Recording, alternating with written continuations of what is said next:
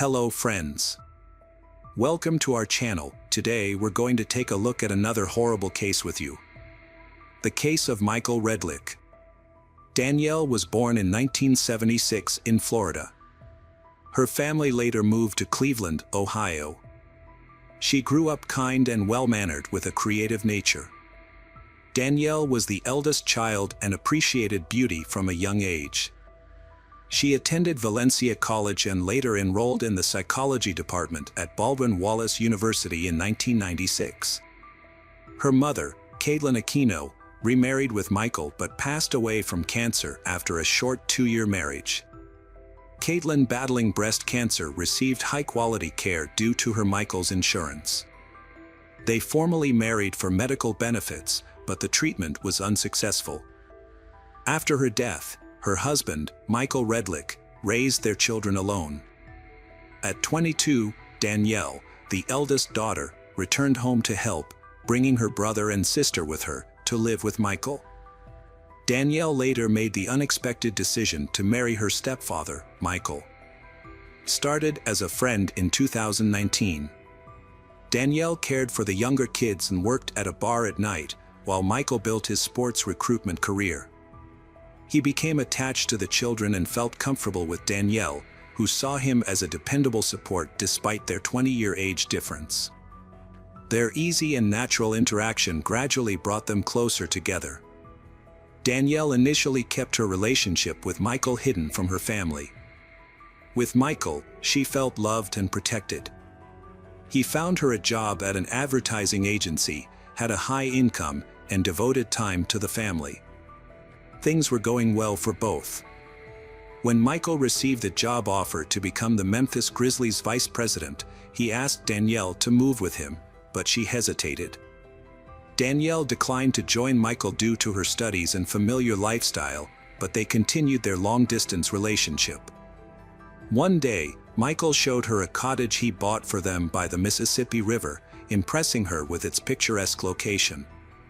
She eventually moved in, and Michael found her a job in radio. Initially, everything was perfect, but Michael's job later brought changes. Michael's new position brought increased stress and tension with management. He became stressed and tired, often unwinding with alcohol, which became a daily habit. He'd return home late, intoxicated, and angry.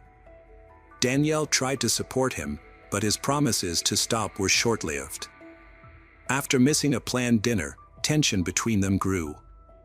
Danielle was upset, saying if he couldn't make time for her, he should have warned her. Danielle made a joke, which struck a nerve with Michael, and he slapped her across the face, causing her to stagger back. Her clothes and the floor were bloodied. In shock, she recoiled as Michael cried and apologized. He took her to a sports doctor, who provided first aid and recommended seeing a dentist and plastic surgeon due to the severity of her injuries, including a chipped front tooth. The next day, Michael made amends with a thoughtful dinner, showering his wife with attention and care. Despite the previous day's incident, she forgave him and chose not to report it, aware of the strict domestic violence laws in their state. This wasn't the first warning sign, however. Danielle had already experienced similar behavior from Michael before the incident. In 2003, Michael and Danielle had a daughter named Jaden. A year later, they decided to formalize their relationship. Life was going well for them, but Michael still faced obstacles at work due to a change in management, which prevented him from getting a long-awaited promotion.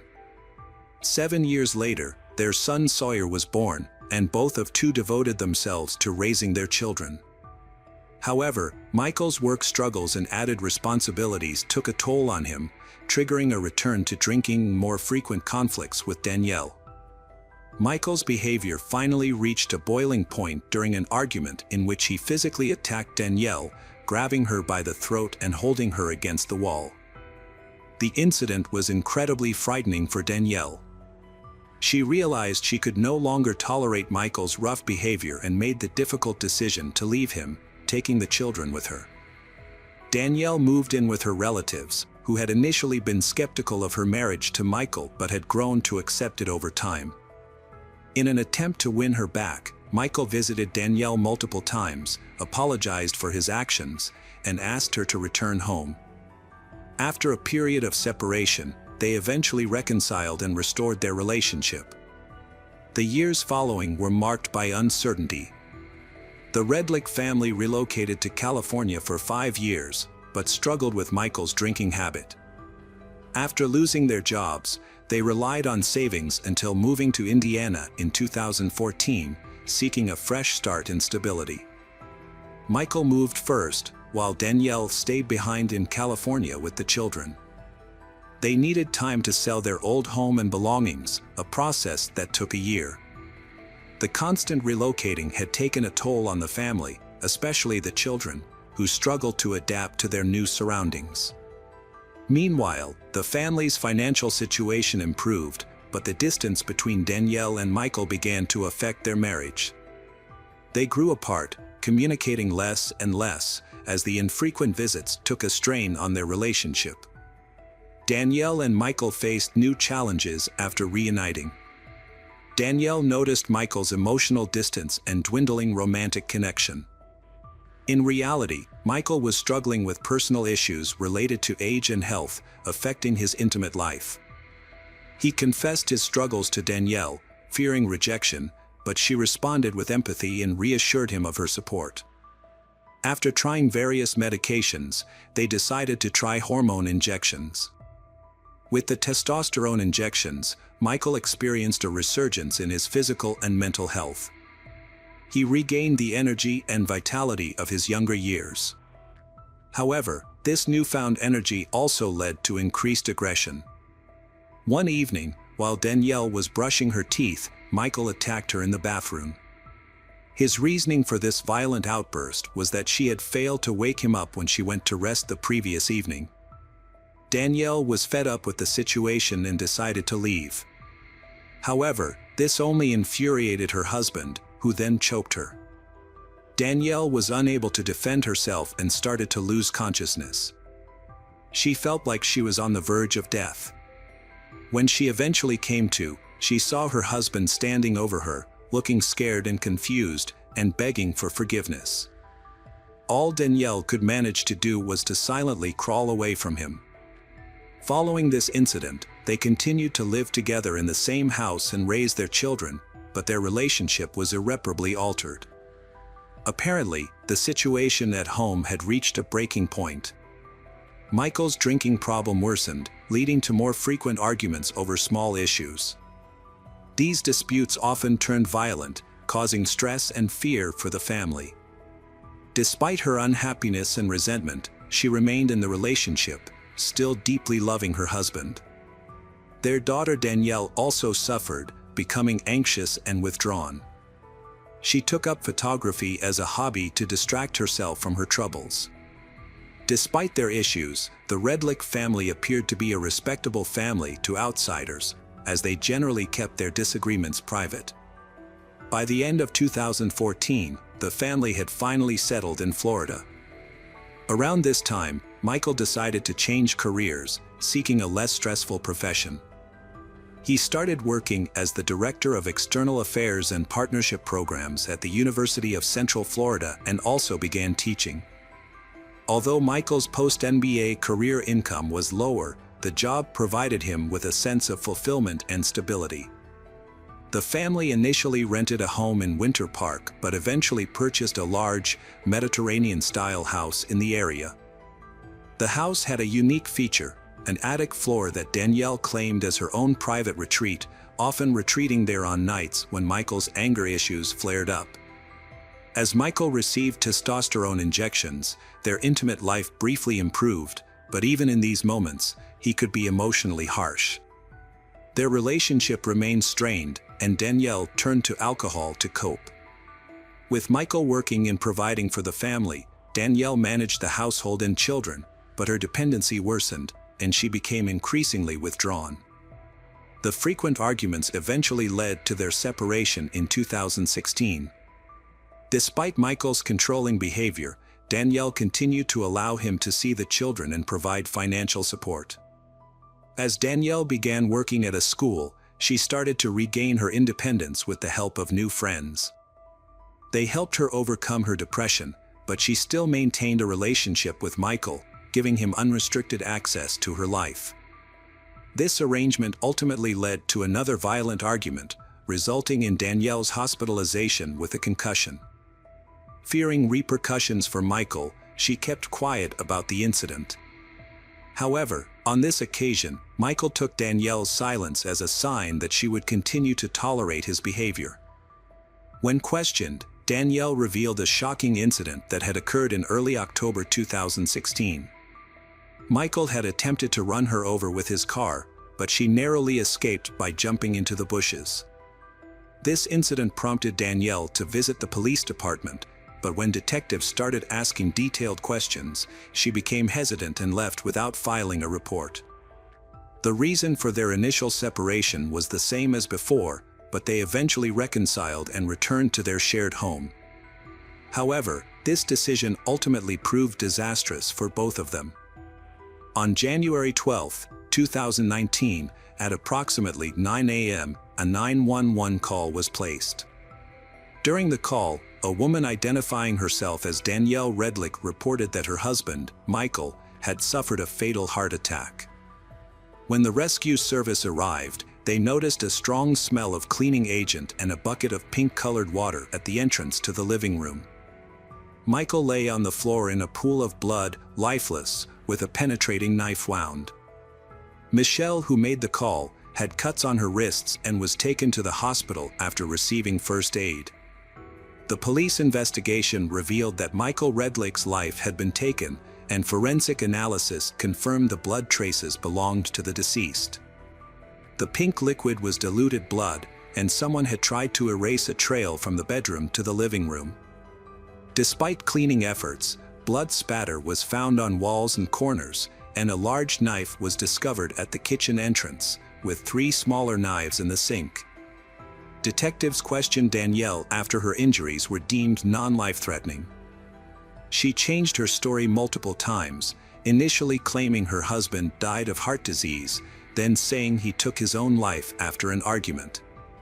Experts disputed this, citing the difficulty of self-inflicting such a wound and the usual preference for simpler methods. The autopsy revealed Michael died from blood loss, which could have been prevented with timely medical help. He also had a lacerated eye and high levels of alcohol in his system. An investigation found that Michael and Danielle had an argument days before the incident, witnessed by their daughter Jaden. Michael had been drinking and burst into the bathroom where Danielle was hiding, but Jaden intervened and took the bottle away. Danielle left the house and returned after Michael fell asleep. Jaden said it was the first time she'd seen her father so angry, but he apologized multiple times and was normally a loving father. The next day, they reconciled and attended a soccer game, but Danielle appeared upset and barely spoke. That evening, Danielle and her husband dropped off their kids at a friend's house for a sleepover, leaving them alone for the night. Later, Danielle stopped by McDonald's to pick up dinner and returned home around 10:30 p.m. When she arrived, she found her husband intoxicated. During dinner, Danielle received a text message from an unknown number. Her husband saw the message, became enraged, and physically attacked her, attempting to strangle her. In an effort to defend herself, Danielle grabbed a nearby knife and stabbed her husband in the chest. He fell to the ground, bleeding heavily. Danielle claimed that she immediately called for emergency assistance, but accidentally dialed the wrong number. An investigation later confirmed her account of events. Danielle explained that she lied to the 911 operator and during interrogation because she was afraid of not being believed that she had acted in self-defense. This fear was partly due to prior incidents that had damaged her credibility with authorities. She had recently been involved in a physical altercation with friends and had also resisted arrest when police arrived at the scene of the incident, even attempting to bite an officer. Her uncooperative behavior during the investigation led to charges of disorderly conduct and resisting arrest. As a result, she worried that her claims of self-defense would be met with skepticism. Danielle was on probation for about a year. The cuts on her wrists were self-inflicted but superficial, leading investigators to doubt her claim of trying to end her life due to emotional turmoil. They also found she wasn't a role model, because she having signed up on a dating site and being unfaithful after learning of Michael's infidelity. Analysis of messages between Michael and Danielle showed she still loved him, but felt betrayed and disillusioned after learning of his affairs and plans to leave her. She was heartbroken, feeling he didn't appreciate her dedication. The prosecution used this against her. The prosecutor claimed the crime was premeditated in a fit of rage due to Michael's infidelity and impending divorce. Neighbors confirmed their loud arguments often turned physical. While Michael was described as kind and helpful, Danielle was seen as quarrelsome. Video evidence showed her acting irrationally and attacking others. Danielle's lawyer claimed her actions were self-defense due to a history of emotional and physical abuse by Michael. Relatives confirmed he was rough and emotionally abusive, frequently humiliating her, although never in their presence. They also noted Danielle became nervous and quick-tempered after years of marriage, but a relative recalled calling her crazy. The prosecution claimed Danielle deliberately left her husband to die, indicating she was waiting for him to pass away. They found she used a dating app on the night of the incident, suggesting premeditation driven by hatred and financial gain. Danielle stood to lose a portion of their shared wealth after the divorce. Her net worth was $1.2 million at the time of Michael's death. She had repeatedly changed her statements, possibly to confuse the investigation and tamper with evidence. The defense claimed Michael was a manipulator who preyed on his stepdaughter after his first wife's death. Despite a plea deal offering a 10-year sentence for manslaughter, the defendant insisted on her innocence, risking a life sentence for first- or second-degree murder.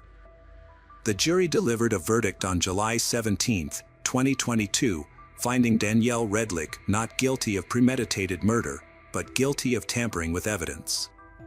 She received a 5-year suspended sentence, which was reduced to 2 years due to time served. Hello friends, welcome to our channel. Today we're going to take a look at another horrible case with you, the case of Minhaz Samaan. Minhaz Samaan, a Canadian with a promising future. However, instead of attending York University to study mechanical engineering, he chose to deceive his parents and live a lie. As the expected graduation date drew near, maintaining this double life became increasingly difficult, severely impacting his mental state. This ultimately led to the tragic outcome of him murdering his entire family. In an attempt to gain attention, Minhaz posted photos of his crime on his Discord channel. Initially, many believed it was a joke, but it soon became clear that the photos were genuine. Discord's anonymous features allowed Minhaz to hide his true identity, making it challenging for users to uncover his real name, age, and location. In Bangladesh, a country plagued by poverty and overpopulation, many sought a better life abroad. Monarez, born in 1971, felt an insatiable desire to improve his circumstances. Despite the country's rapid development, Monarez yearned for more. He met and married Momtaz, born in India, and they shared a dream of building a better future together in Toronto, Canada. After 2 years of preparation, Monarez and Momtaz made the move to Toronto. They settled into their new life and eventually started a family. 6 years after their arrival, they welcomed a son, Minhaz, followed by a daughter, Mesa, 2 years later. Momtaz and her husband Monarez were loving and dedicated parents who worked tirelessly to ensure their family's well-being and happiness. Momtaz was particularly close to their children and was known for her kindness and generosity. She spent a lot of time caring for her family and was always willing to lend a helping hand. In her community, Momtaz was a respected and well-liked figure, both in her neighborhood and among fellow Bangladeshi immigrants. Monarez was a more reserved person, but he was also highly respected in the community. He was a devout Muslim who prioritized his family's well-being above all else. As a taxi driver, Monarez was very familiar with the city of Toronto, thanks to his many years of experience. His dedication to his job earned him numerous awards, including being named the Best Employee of the Month and one of the top taxi drivers in his company. Both Momtaz and Monarez had high aspirations for their children, Melissa and Minhas. Having successfully navigated the challenges of moving to a big city themselves, they expected their children to achieve great things. They dreamed of their children securing high-paying, prestigious jobs that would bring them comfort and prosperity. After relocating from poor conditions, Monarez and Momtaz were determined to provide their children with every opportunity to succeed. They worked hard to achieve their aspirations, which led to gradual but steady success. The family's first major milestone was buying a modest house on Mowan Road in Scarborough. With careful financial planning, they then acquired 2 investment properties, one in Scarborough and another in nearby Danforth. Momtaz took charge of managing the properties, and over time, the family's wealth grew steadily. As the family's assets increased, Momtaz felt a greater sense of responsibility towards her 2 children and their 3 properties. To help with the workload, Momtaz's mother, Firoza Begum, moved from India to join the family. This allowed Momtaz to strike a better balance between her work and personal life. In 2006, the family upgraded to a larger 4-bedroom house in Markham. At the time, it was widely believed that a career in medicine or engineering was the key to success. Monarez and Momtaz wanted their children to pursue these fields, with Minhas aspiring to become a neurosurgeon and Minhas aiming to become an engineer. However, their children had different plans. Melissa, in particular, was a rebellious child who resisted her parents' views and often pushed them away, despite showing great potential. Melissa frequently ran away from home, drank excessively, and used illicit substances, leading to reckless behavior. This behavior prompted strict and sometimes questionable intervention from her parents. If she failed to return home on time, she would be forced to spend the night outside. However, her mother, Momtaz, would occasionally unlock the back door to allow her to enter. The conflicts between Melissa and her father often escalated, drawing the attention of the police. In contrast, Minhas had a distinctly different personality. He was often described as shy and introverted, but he shared a warm and loving relationship with his mother. Momtaz was extremely devoted to her son, often giving in to his wishes and catering to his needs. She would drive him wherever he needed to go, cook his meals, keep his room tidy, and greet him after school with a home-cooked meal. As the eldest son, Minhas faced pressure from his parents to succeed and meet their high expectations. To cope with this pressure, he found solace in the world of video games, particularly massively multiplayer online (MMO) games like Perfect World. In this virtual world, Minhas could express himself freely and connect with people worldwide, overcoming his shyness and self-doubt. The game became a refuge for him, and he spent most of his free time immersed in it. Minhas's life was quite routine. Apart from accompanying his father to the mosque, he spent most of his time in his room, playing online games with his friends. However, his life took a significant turn after he graduated from high school. He thrilled his parents with the news that he had been accepted into the mechanical engineering program at York University. Initially, this achievement brought immense joy to his parents, Monarez and Momtaz. However, it also intensified the pressure on Minhas, as he was now expected to excel and had no room for error. As a result, he became even more introverted and immersed himself in the online world. Minhas started playing an updated version of the Perfect World game, which involved a group of players and a set of rules. He used the social network Discord to stay in touch with his friends and fellow players. The game's atmosphere was generally friendly, and players often formed close bonds with one another. In fact, many of them remained in contact even outside of the game. Menhez felt more at ease expressing himself in the virtual world of the game than he did in real life, where the atmosphere was often tense. As a result, he found solace in the game, using it as an escape from the stresses of reality. In contrast, Melissa acted out her frustrations in the real world, frequently clashing with her parents over various issues. Her rebellious behavior eventually led to an arrest for shoplifting, although she was fortunate to have the charges dropped in exchange for community service. After leaving home to live with her boyfriend, the tension in the household did not dissipate. Instead, it seemed to intensify, putting even more pressure on Menhez to find ways to cope. As a result, he became even more deeply immersed in the game, using it as a means of escaping the increasingly unbearable reality at home. As Melissa broke free from her parents' expectations, they began to pin their hopes on her son, Menhez, as the family's savior. They boasted about his engineering career at York University, but this turned out to be a fabrication. In reality, Menhez attended Seneca Community College, a less prestigious institution. Menhez struggled academically, felt isolated, and abandoned his faith, which deeply disappointed his devout parents. He often expressed frustration about his parents' constant interference in his life, which affected his personal relationships. Menhez met a girl online, which infuriated his parents and further fueled his resentment. However, he found a sense of independence through the online game Perfect World, where he connected with friends in a community on Discord.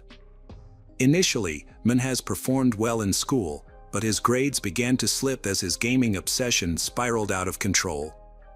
Menhez's excessive gaming habits started to take a toll on his academic performance. He began skipping classes and struggled to keep up with his studies, resulting in him having to retake several subjects. Eventually, he lost interest in studying altogether and stopped attending classes, opting to focus solely on gaming instead. To avoid arousing his parents' suspicions, Menhez would leave home every day pretending to go to York University. He wasn't actually attending classes. Instead, he would spend his days playing games at a cafe on his laptop, working out at the gym, and then returning to gaming until late at night.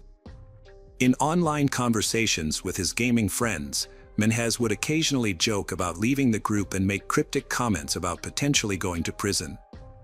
However, these statements were not taken seriously by his online friends, as they were familiar with his tendency to make humorous remarks.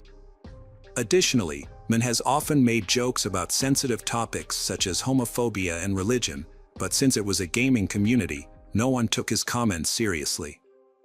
Menhez's sense of humor took a darker and more aggressive turn over time. He started making jokes that were intentionally provocative, trying to elicit a reaction from others in the community. However, his attempts at humor were so off-putting that they led to multiple complaints. Ultimately, the community administrators banned him due to his behavior. Menhez became more and more isolated. In contrast, Melissa turned her life around, repaired her relationship with her parents, and even gained admission to York University. From the outside, the family appeared happy and successful, with new beginnings and a promising future. As Menhez realized he was about to lose his privileged status as the golden child, he committed a horrific crime on July 27, 2019, just one day before his expected graduation ceremony. On that day, the family was preoccupied with their daily routines. Menhez's mother and grandmother went about their usual schedule, attending a daybreak event, unaware of the impending tragedy.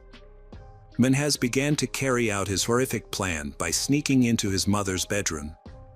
He struck her on the head with a crowbar, knocking her unconscious, and then slit her throat to ensure she was dead. He repeated this brutal act with his grandmother. After committing these heinous crimes, Menhez calmly returned to his room and opened Discord, where he sent a disturbing photo of his mother's mutilated body next to the crowbar. The recipients of the photo were initially unsure if it was a joke, as Menhez was known for his dark humor. However, the image was extremely realistic and did not appear to be a prank. Minhas was a well-known figure in the perfect world gaming community, but his behavior had always been unsettling, earning him a negative reputation among many players. The situation took a disturbing turn when Minhas posted 2 photos that seemed to show a murder scene. The images were extremely realistic and did not seem to be a joke. Minhas then made a chilling post claiming that he had killed his mother and grandmother and was waiting for his sister and father to return home so he could do the same to them. As the situation worsened and became more intense, other gamers began to take Minhas seriously, fearing that his threats could lead to more deaths. Discord users were convinced that they were witnessing a series of crimes unfold in real time, but felt powerless to intervene. Desperate to prevent further harm, players tried to uncover Minhas' identity, but he had hidden his personal information, leaving no clues about his name, age, or whereabouts. In an effort to gather more information, users reached out to Minhas' friend, Junior, asking him to share any details he might know. When Junior confronted Minhas about the disturbing images, Minhas revealed that his threats were genuine and that he planned to kill his father and sister soon. Meanwhile, Melissa returned home to an eerily quiet house. Unbeknownst to her, Minhas was waiting inside.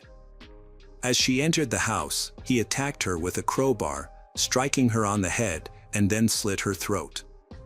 After committing the crime, Minhas took a photo of Melissa's body and sent it to his friend John via private message.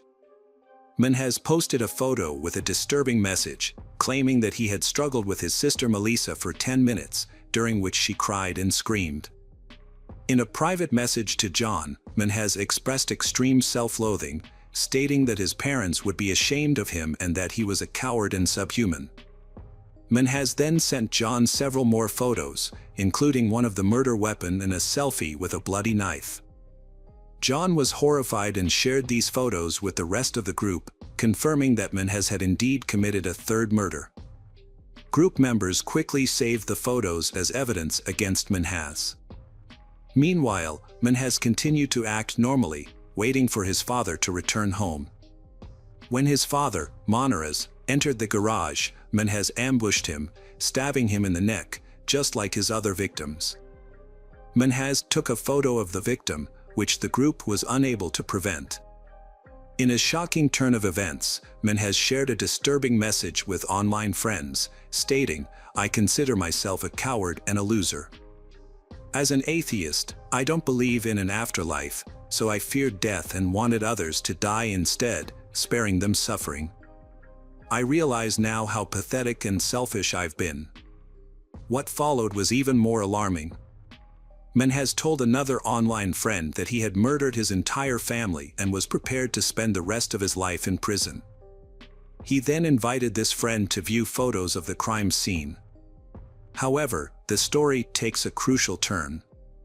One of the online friends discovered a way to obtain Minhas' IP address, which could reveal his location. With this information, the group was able to track Minhas to his home in Toronto. A user from Minnesota, who was part of the online conversation, contacted their local police department, which in turn alerted the Toronto police to Minhas' location. The police began their investigation after receiving information from an anonymous source. Meanwhile, Minhas was still active online, chatting with users who were inquiring about his next steps. He claimed he would try new things, including drinking, smoking, and reconnecting with an ex-girlfriend. However, it was only a matter of time before the police caught up with him. They were able to track his IP address, contacted his internet service provider, and obtained his physical address.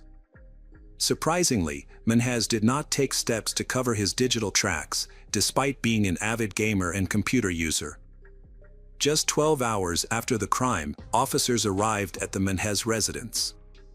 As they looked up, they saw Minhas looking out of his bedroom window.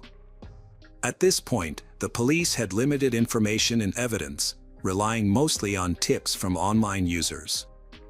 They were uncertain about the accuracy of the reports. But Minhas unexpectedly made the police's job easier. After posting a farewell message on Discord, announcing that the police had arrived, he voluntarily went downstairs, opened the door, and surrendered to the authorities.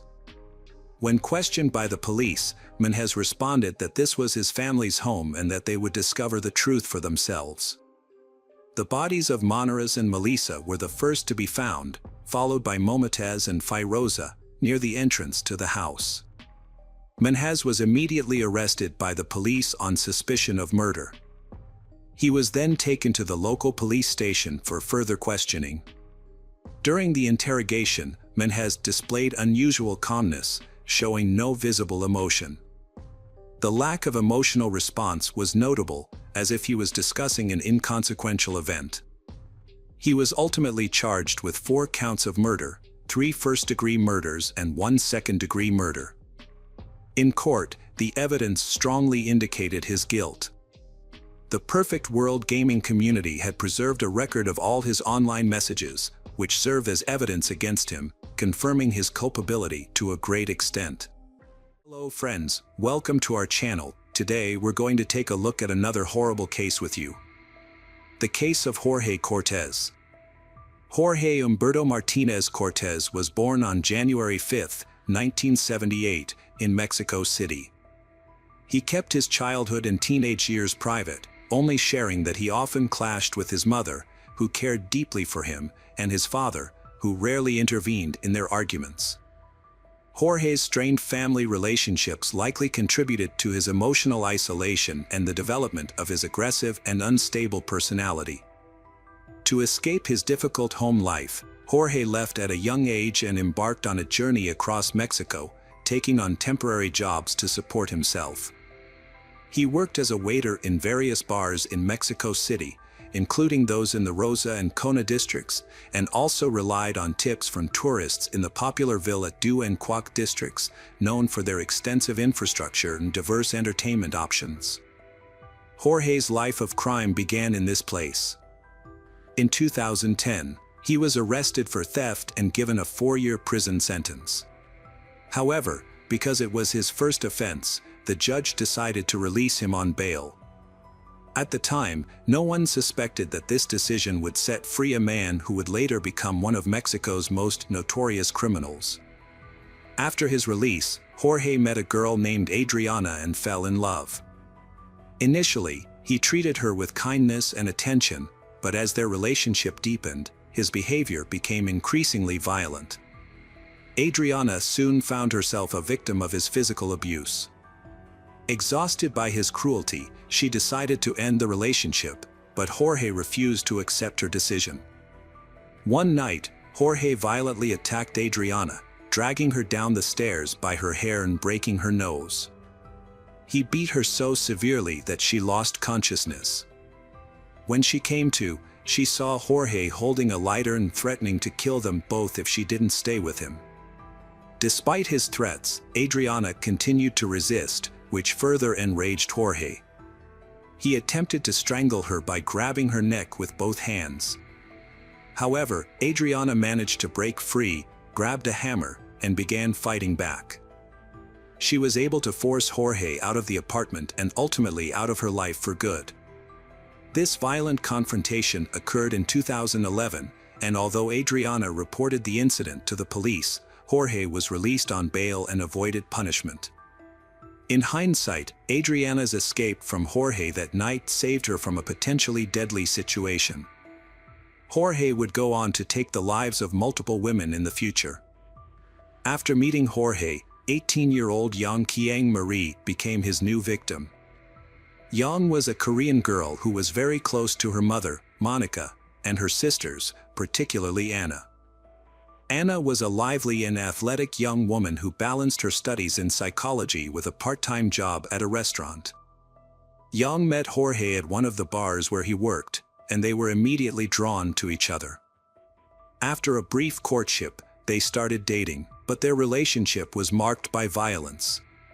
Despite their frequent arguments, they stayed together. When Young turned 19, she decided to declare her independence from her family and move to the city with Jorge. However, this change only made their problems worse.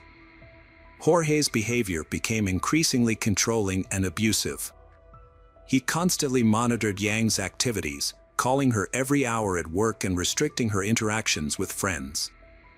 As a result, Yang felt trapped and realized she was a victim of domestic violence. However, she hid the truth from others, including her family, to avoid causing them concern. Only a few close people, including her sister Anna and some friends, knew about the situation. Despite her family's warnings and advice to leave Jorge, Yang struggled to break free. She attempted to leave him multiple times but always returned, held back by her own fears and vulnerabilities. During this time, Yang underwent a significant transformation, changing from a happy and lively person to someone who was depressed and willing to do anything to please Jorge.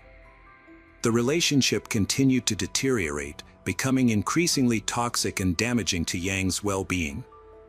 Yang's relationship with Jorge was marked by violent outbursts.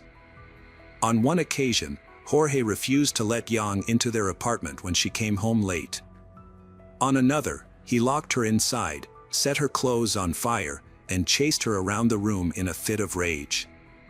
In August 2014, their arguments escalated, and Yang decided to leave Jorge and move in with her parents.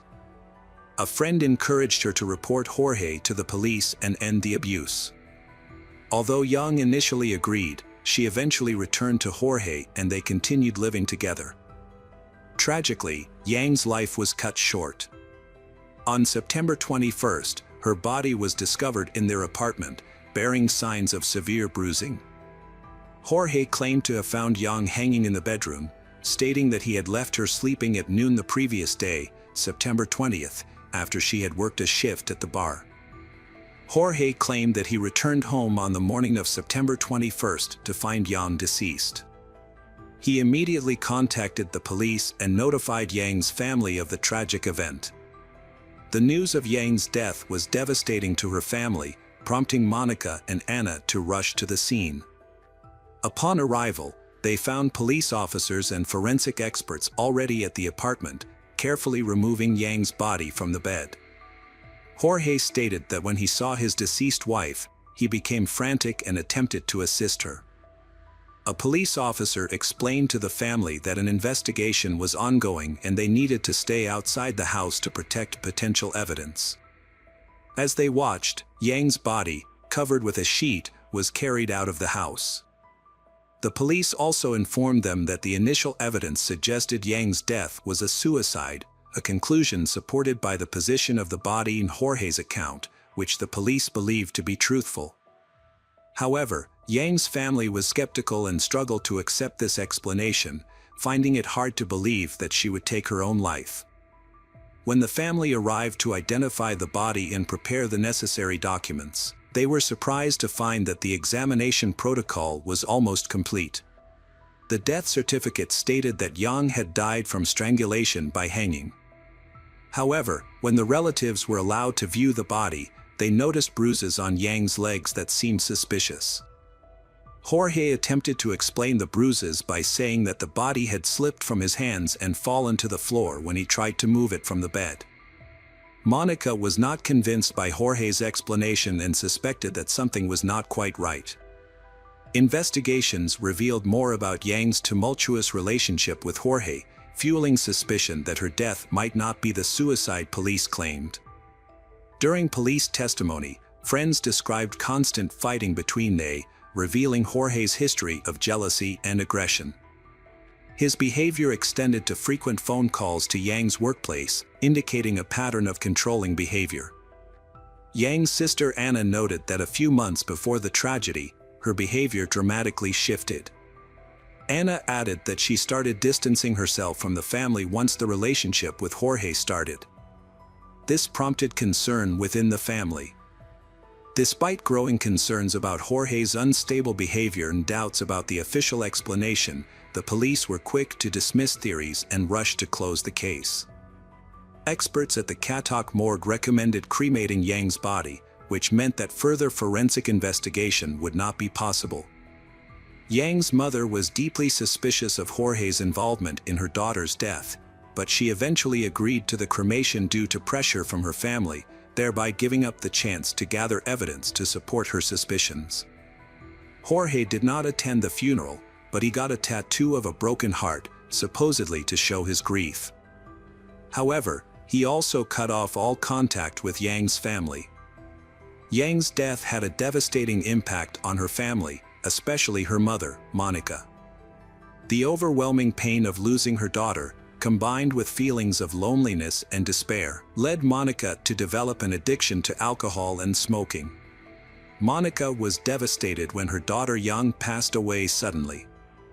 Despite her overwhelming grief, Monica refused to accept the initial explanation of Yang's death, finding it contradictory to her daughter's outgoing and life-loving nature. Unsettled by details like the bruises on Yang's body and the lack of evidence supporting the claimed manner of death, Monica's instincts told her there was more to the story. To get answers, Monica launched her own investigation into the case. Monica acquired security footage from her daughter's home, revealing her son-in-law Jorge was the last person to see Yang alive. With the help of a private attorney and forensic pathologist, Monica reviewed Yang's final days. An unexpected development led to a shocking explanation, revealing a deeply seated scandal and a misclassified homicide. Monica's determination uncovered hidden details, ultimately revealing the truth behind Yang's death. The detective completely rejected the initial account of Yang's death, presenting conclusive evidence that proved she was murdered. Further investigation revealed several discrepancies with the original autopsy. There were no signs of hanging on Yang's body, but her neck showed signs of strangulation, and a scarf had been used to make it appear as though she had hanged herself. Bruises on her hands and fingernails suggested she had tried to fight back. The medical examiner confirmed that any competent expert would have reached the same conclusion. This raises serious questions. Why did the police ignore these facts, and why did the family receive a false report about their daughter's death? Monica's relentless pursuit of truth led her to conduct a 7-month investigation, uncovering a series of disturbing failures and incompetence by law enforcement agencies. Her research revealed that Yang had previously reported violence by Jorge to the police, but her cries for help were ignored. Monica also discovered that Jorge had ties to his father and the staff handling the case, which, combined with the severity of Yang's injuries and the apparent negligence of the authorities, compelled her to take decisive action. Monica appealed to the prosecutor's office, seeking a review of the case and justice for Jorge, the main suspect. However, she was met with neglect and cynicism instead of support. A prosecutor even questioned her competence, suggesting she should focus on being a housewife and seek psychological help rather than pursuing justice. Undeterred, Monica continued her investigation, driven by her love for her child and her desire for truth. Her perseverance ultimately paid off. Jorge committed another murder in 2016, a devastating end to Yang's story. This event began a new chapter in Campira's life. She met Jorge online, where he hid his dark nature behind a charming facade. Unaware of his past, she was drawn to his friendly, sociable personality, and they soon developed a romantic relationship. Campira's close friends discovered her new relationship when she posted a photo of herself and her boyfriend on social media, beaming with happiness. For several weeks, their romance seemed perfect. As 2016 drew to a close, Campira's mother, Margarita, met Jorge for the first time on December 28. Campira, Jorge, and her children then traveled to Acapulco to spend the New Year's holidays with her parents. However, Jorge later convinced Campira to extend their stay, and she asked her mother to watch the children for a few more days. Margarita agreed, unaware of the tragedy that was about to unfold. 3 days later, Campira was found dead. The last time Margarita had spoken to her daughter was on December 30th. When Margarita tried to call Campira on New Year's Eve, she was met with silence. Campira always answered her phone or returned calls promptly, so Margarita's anxiety grew with each passing minute. As the hours ticked by, Campira's unusual silence and lack of online activity only heightened Margarita's concerns. Eventually, Margarita decided to contact Jorge to find out what had happened to her daughter. Jorge attempted to alleviate Margarita's concerns by downplaying the argument and Campira departure to celebrate the new year with friends. However, Margarita remained unconvinced and asked a family friend to check on Campira. When the friend arrived at Campira's house, Jorge told him that Campira was asleep and unable to meet with him. Margarita's suspicions grew, and she sensed that Jorge was hiding something. On December 31st, between 5 o'clock and 8 p.m., Jorge committed a heinous crime. He brutally murdered Campira by strangling her after beating her severely with an unknown object, leaving multiple injuries on her face and body. In an attempt to make it appear as though Campira had taken her own life, Jorge cut a lock of her hair, placed her body on the bed, covered it with a blanket, and left the gas stove on. He even placed a portrait of Campira's late ex-husband in her hand to create the illusion that memories of him had driven her to suicide. Around 8:30 p.m., Jorge packed his belongings and left the house. On the night of January 1, 2017, Margarita tried to contact her daughter Campira to wish her a happy new year, but was unable to reach her. She then called her son Gabriel, who was in the same city as Campira, and asked him to check on her. When Gabriel arrived at his sister's house, he was immediately hit with a strong smell of gas. After turning off the gas burners, he began searching for Campira and was shocked to find her body on the couch, bearing signs of a brutal beating on her face. As Gabriel threw off the blanket covering his sister's body, he was horrified by what he saw. Campira was wearing only her underwear, and her body was covered in numerous bruises. Several details caught his attention. There were drops of blood around her, although her body in underwear appeared clean, as if she had recently bathed. Additionally, Campira's head was almost completely shaved, which struck Gabriel as strange, as his sister was known to take great care of her hair. Gabriel reported the incident to the police and then called his mother to break the news to Margarita. Paramedics and police arrived, confirmed Campira's death, and restricted access to the scene. The family was stunned by grief, struggling to come to terms with what happened. Their eyes reflected sadness and a glimmer of hope for justice. The investigation was complicated by inconsistencies between the crime scene and the initial assumption of suicide. The police meticulously examined every detail to unravel the truth. The police initially suspected suicide, but Campira's family disputed this, finding it impossible to believe that a young, cheerful woman would take such a drastic step. Campira's family was convinced that her death was not a suicide, but a violent crime. A strand of hair found on her body that did not match anyone in the house reinforced their suspicions.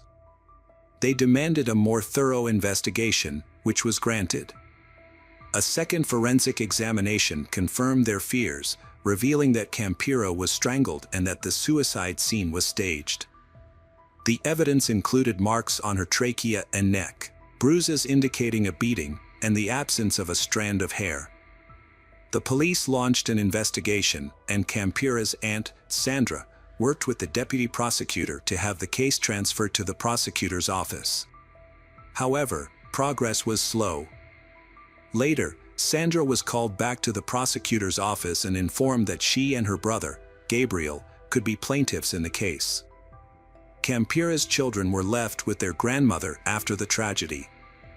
To shield them from painful memories, they were transferred to a new school. However, time alone didn't heal their wounds. 2 months later, the family was allowed to visit the apartment where Campira's body was found, collecting her belongings and possibly uncovering clues. Her laptop was found, but its data had been deleted. Fortunately, her iPad was password protected, and the last photos she took before her death were recovered. One disturbing photo showed Campira lying next to Jorge on the same sofa where her body was later found. Further investigation of the photos revealed more evidence. In one image, Jorge was seen holding a skull-shaped container that was later discovered in the apartment's freezer. He was also shown strangling Campira with one hand. Drawers in the desk yielded sketches of tattoos Jorge planned to get, further hinting at his possible involvement in the crime. The public was outraged when Jorge was released on bail in 2009, sparking widespread anger. Many realized that if he had been detained earlier, the young women might still be alive. The Campira and Young families continued to demand justice for their loved ones on social media, gathering over 13,000 supporters on a memorial page. 10 months after his escape, Jorge was finally caught on October 24, 2017. His arrest was unexpected, occurring during a routine patrol by the National Civilian Police in Livingston, Guatemala. The officers were patrolling the streets when they noticed a suspicious man who appeared to be homeless. A routine check of his documents and fingerprints revealed a shocking truth: the man was on the international wanted list with a high danger level. Jorge was immediately arrested and taken to the immigration center in Guatemala City, where he was detained pending further action. The Guatemalan authorities quickly contacted their Mexican counterparts to initiate the extradition process. According to the head of the Guatemalan police, Pablo Castillo, Jorge had been hiding under a bridge in western Guatemala, living on the streets and relying on the kindness of tourists for survival. The next day, October 25, Jorge was transported to the Mexican border city of Chicas, where he was handed over to the Mexican authorities. After crossing the border, Jorge was taken to Mexico City, marking the successful completion of the extradition process and the delivery of justice. Jorge appeared in court to face charges for his alleged crimes. A reporter managed to ask him a few questions, but Jorge responded with a complete denial of any wrongdoing, claiming he was unaware of the charges against him. This was despite being taken to court on October 26 for a preventive measure, specifically for the murder of Campira. During the trial, the prosecution presented strong evidence of Jorge's involvement in the crime. The investigation revealed that Jorge had brutally beaten the victim with an unknown object before strangling her to death. The prosecutor classified the crime as a feminicide, made worse by the fact that Jorge had a romantic relationship with the victim. The prosecutor also pointed out that Jorge had a prior conviction for theft and was possibly involved in the death of another ex-girlfriend, Jan. Despite the overwhelming evidence and arguments against Jorge, his lawyer proposed an alternative explanation that Jorge was mentally unstable and needed a psychological evaluation. This move came as the community awaited justice, expecting a suitable punishment for the perpetrator. After thoroughly examining the evidence, witness testimonies, and arguments, the judge turned his attention to Jorge and his lawyer. He asked how long it would take to complete the psychological evaluation. Following a consultation, Jorge's lawyer agreed that Jorge would attend all subsequent court hearings. Upon reviewing all materials and considering both sides, the judge rendered a verdict: there was sufficient evidence from the prosecutor to hold Jorge accountable for his crimes. The court ordered the investigation to continue and gave a 4-month deadline to gather new evidence. Meanwhile, Jorge was taken into custody and held at a pre-trial detention center. Despite Jorge's arrest and guilty verdict, the Campira and Jan families faced a lengthy and challenging process ahead. In August 2019, an oral hearing was held in Jorge's case. His lawyer asked the court to disregard the videos that showed Jorge entering and leaving Campira's house on the day she was murdered. They claimed that these videos were incomplete, taken from a 30-hour recording at the crime scene, and could not be used to prove Jorge's guilt. The videos had been given to the victim's family by a neighbor who recorded them. The family then passed them on to the police, who brought only partial recordings to court. The police had lost the original disc. Jorge's lawyer alleged that the Mexico City prosecutor's office had concealed this information, which only came to light on the day of the hearing. The defense lawyer argued that the materials used to obtain the arrest warrant were unlawful. Specifically, The lawyer claimed that a key video was given to the Campura family rather than the judicial authorities, and therefore could not be used as evidence.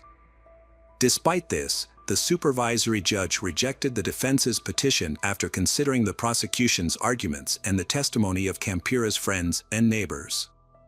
Additionally, the court considered 2 witness statements, but did not accept them as evidence. The case proceeded, and Jorge was allowed to appeal the decision and present the same arguments again.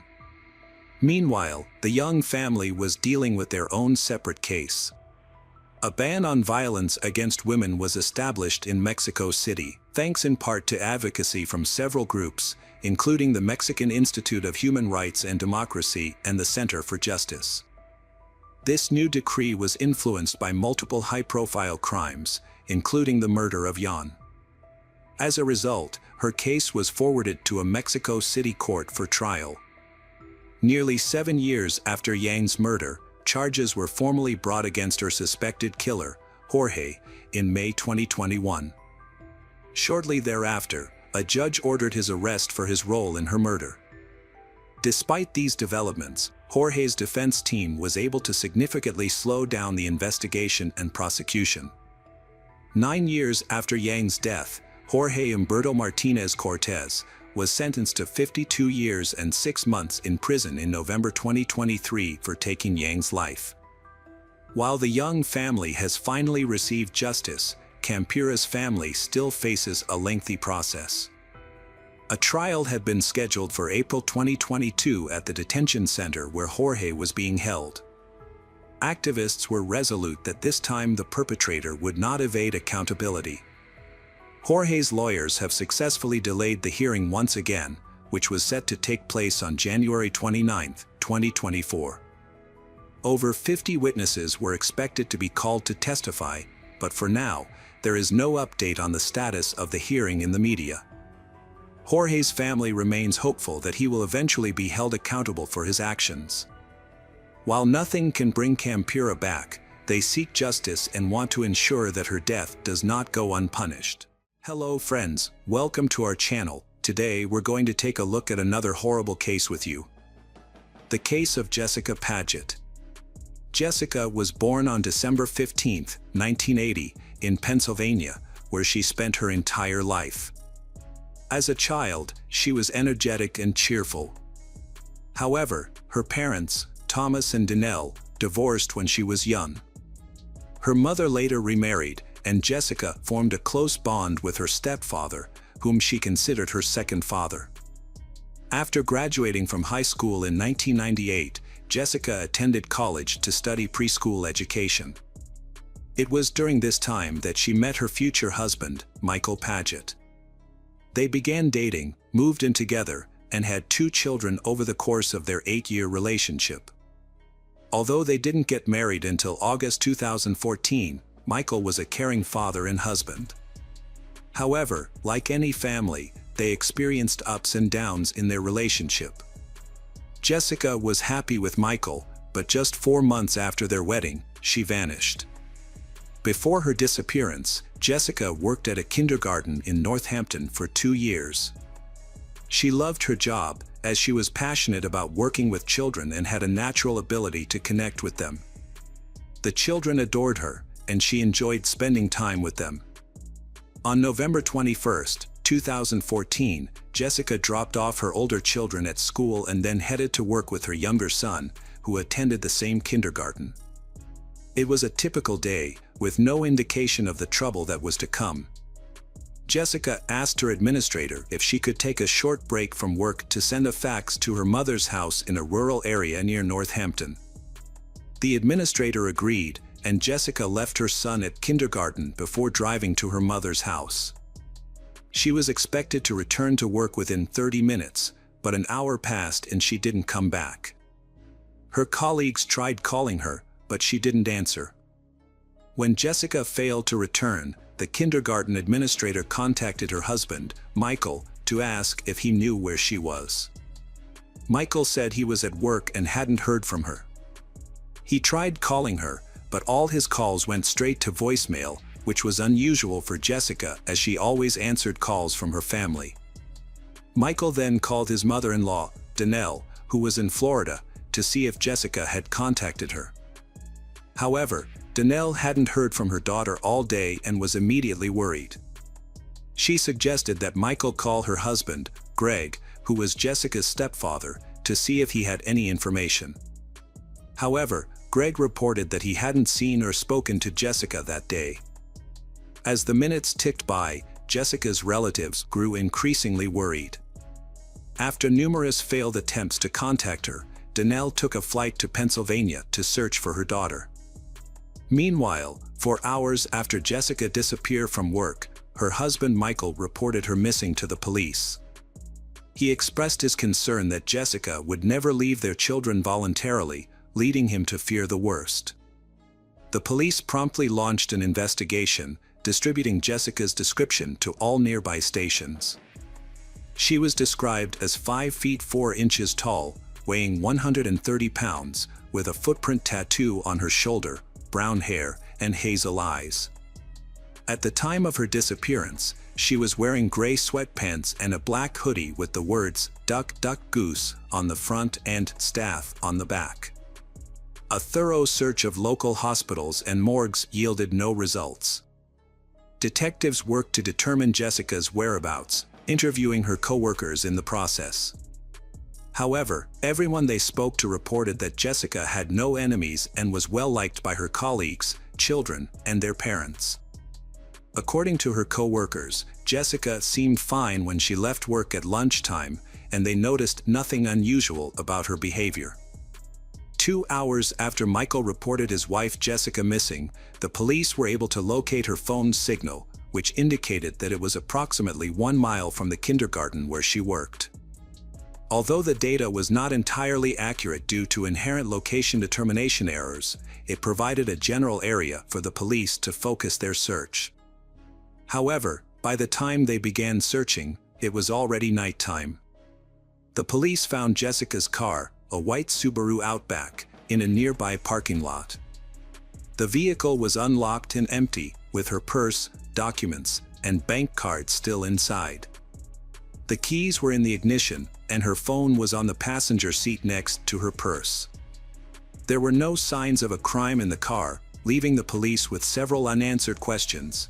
Where was Jessica, and what had caused her to abandon her car and valuables so close to her workplace? To answer these questions, the police sought CCTV footage. A camera on the back wall of a store across the street had captured the area where Jessica's car was found. After reviewing the footage with the store manager, the police saw Jessica driving into the parking lot at around 1 p.m. She got out of the car and stood by the driver's door for a short time before leaving and not returning. The investigators were baffled by Jessica's disappearance, as she had left behind her documents, phone, and keys. It was unclear whether she had intentionally gone into hiding. Surveillance footage showed Jessica walking between 2 buildings towards another parking lot, where she vanished from view due to the lack of cameras. To get a better look at the footage, the investigators made a copy of the video to review on a larger screen at the police station. The Northampton Police Department, being a small force, enlisted the help of the Pennsylvania State Police to coordinate a search effort. Flyers with Jessica's photo were distributed throughout Northampton and surrounding cities, as well as shared on social media and through local news outlets. State police detectives began reconstructing the events leading up to Jessica's disappearance. They started by re-interviewing the kindergarten staff, who revealed that Jessica had left work to send a fax from her mother's house. The detectives then visited the house, which was approximately 4 miles from the kindergarten, in search of answers. The detectives met with Danelle and her husband Greg at the scene and learned that Jessica had keys to their home and could visit at any time. On the day of her disappearance, both Danelle and Greg had been out, Danelle in Florida and Greg elsewhere, which left uncertainty about Jessica's activities at the house. They also checked Greg's fax machine for records of usage, but found that the device was faulty, which didn't provide any clear information. Jessica might have used another fax machine, but it still didn't explain why she had left her belongings in her car. The detectives decided to speak with Jessica's husband Michael, as husbands are often suspects in such cases. To confirm Michael's story that he was the first to leave the house on the day Jessica disappeared, detectives investigated his claim. It was a possibility they couldn't rule out, as statistically, a significant number of disappearances involve a partner. As they continued the investigation, the police arranged a search party, and local media alerted the public about Jessica's disappearance. Anyone with information was asked to come forward. By this point, 48 hours had passed, but no new leads emerged on Jessica's journey to her mother's house.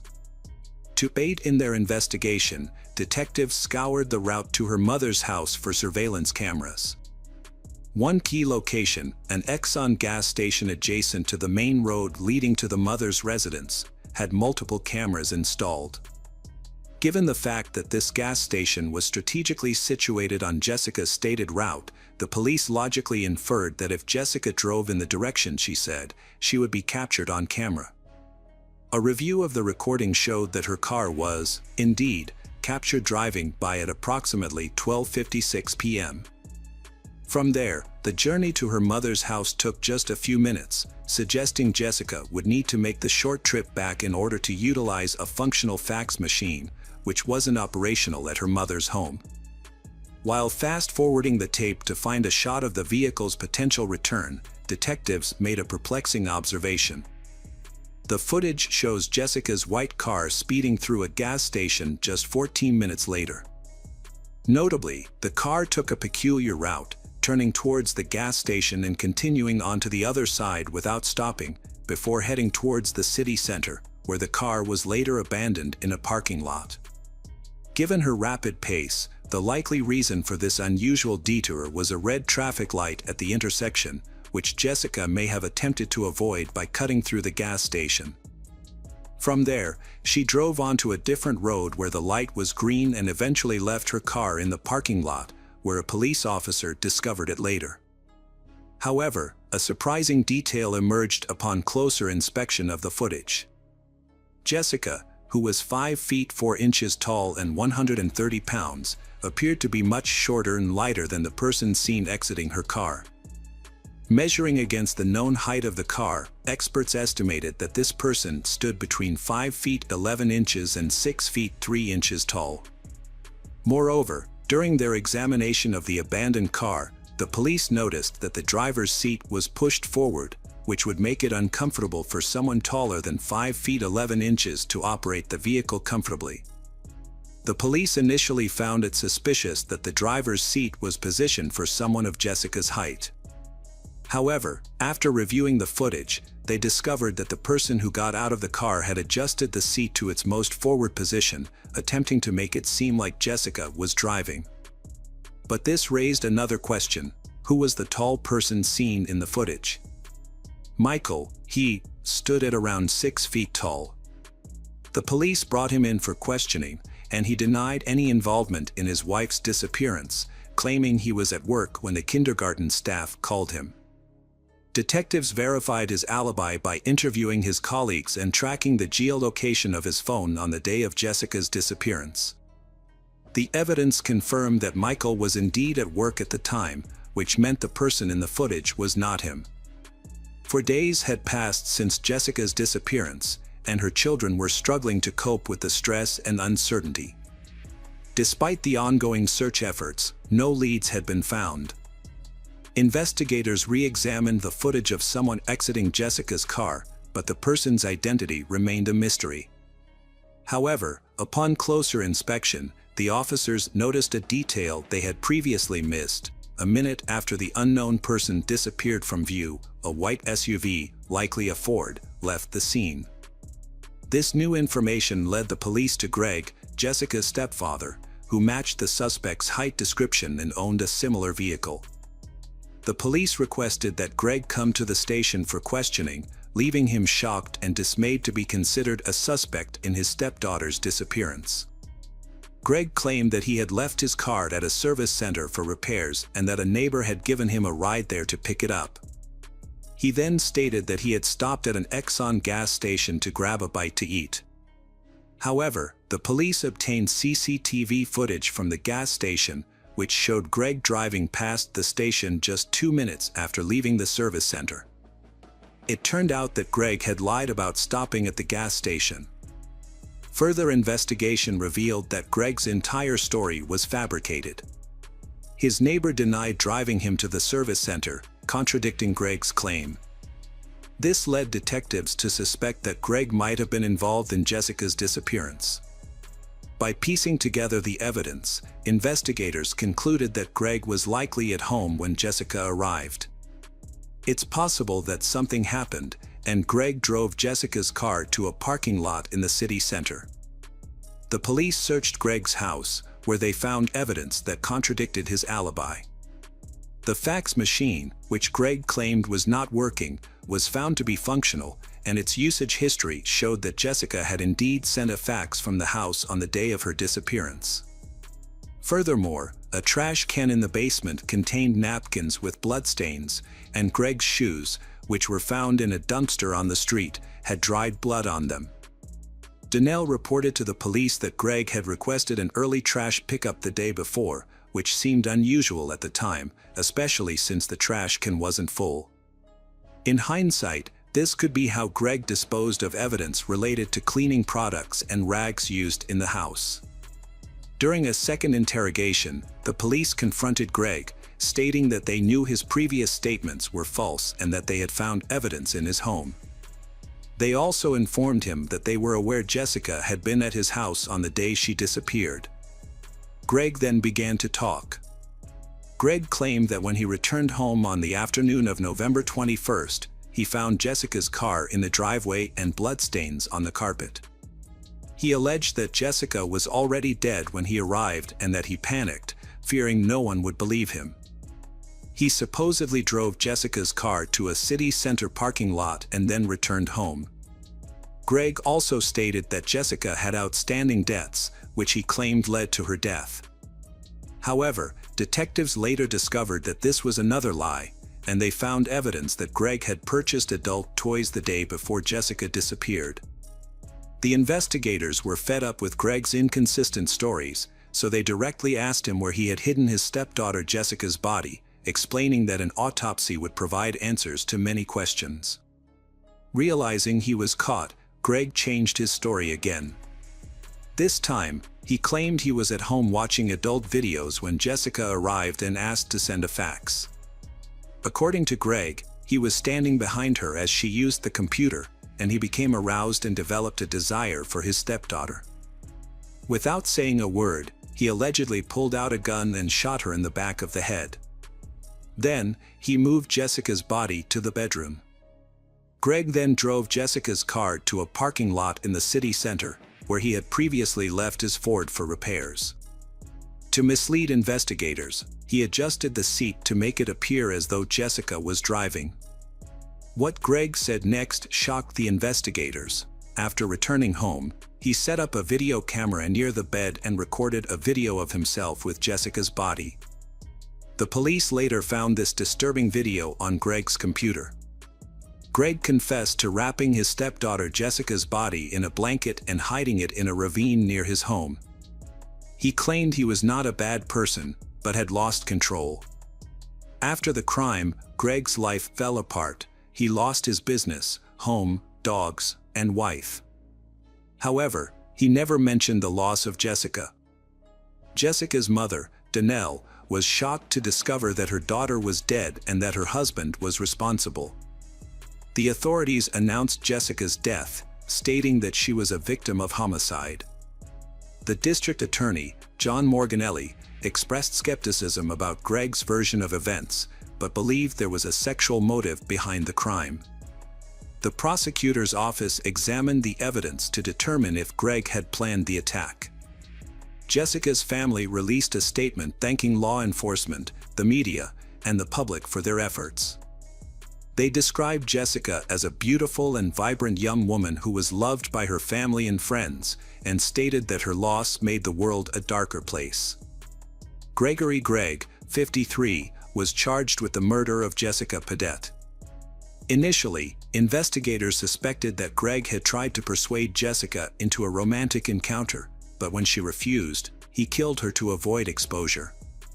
However, this theory was difficult to prove due to the lack of defensive wounds on Jessica's body. She died from a single wound to the back of her head, which corroborated Greg's testimony.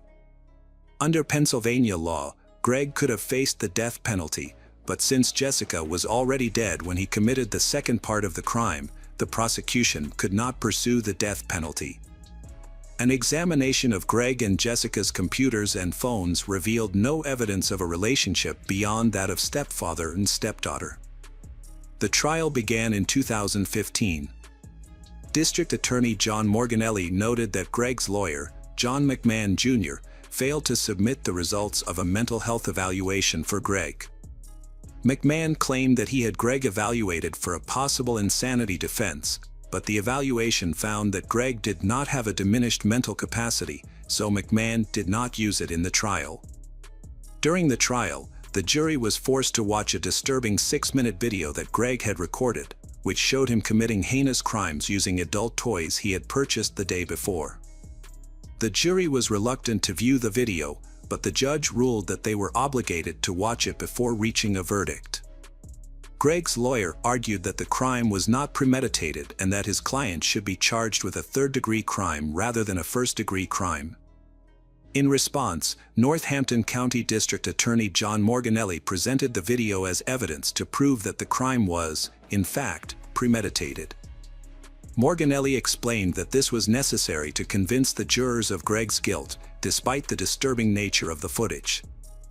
The jury delivered a unanimous verdict in just 6 minutes, finding Greg guilty of taking Jessica's life and desecrating her body. As a result, the court sentenced him to life imprisonment without the possibility of parole. When asked by the judge if he had any final words, Greg simply replied, "No, sir. I'm just very sorry." Following the sentencing, the judge advised the jurors to seek counseling from a psychologist to cope with the traumatic case. Jessica's husband, Michael, spoke to reporters, expressing the difficulty of moving on without his beloved wife and raising their 3 children alone. He described Jessica as the most wonderful person he had ever met. In a separate matter, Danelle, Greg's wife, has initiated divorce proceedings. However, the process is proving to be complex and Greg is hindering her efforts. Hello friends, welcome to our channel. Today we're going to take a look at another horrible case with you. The case of Jassy Correa. Jassy Correa was born in Praia, Cabo Verde, but her family moved to the United States when she was just 3 years old. She grew up in Dorchester, Massachusetts, and Boston became her hometown. As she grew older, Jassy became a loving mother to her daughter, Gabriella.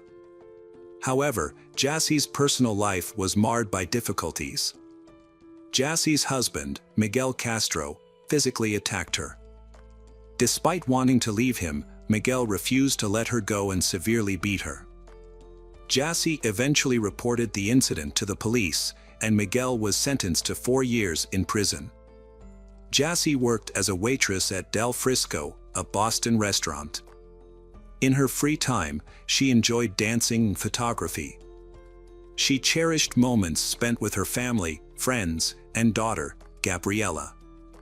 One of her favorite activities was taking her little daughter to the park.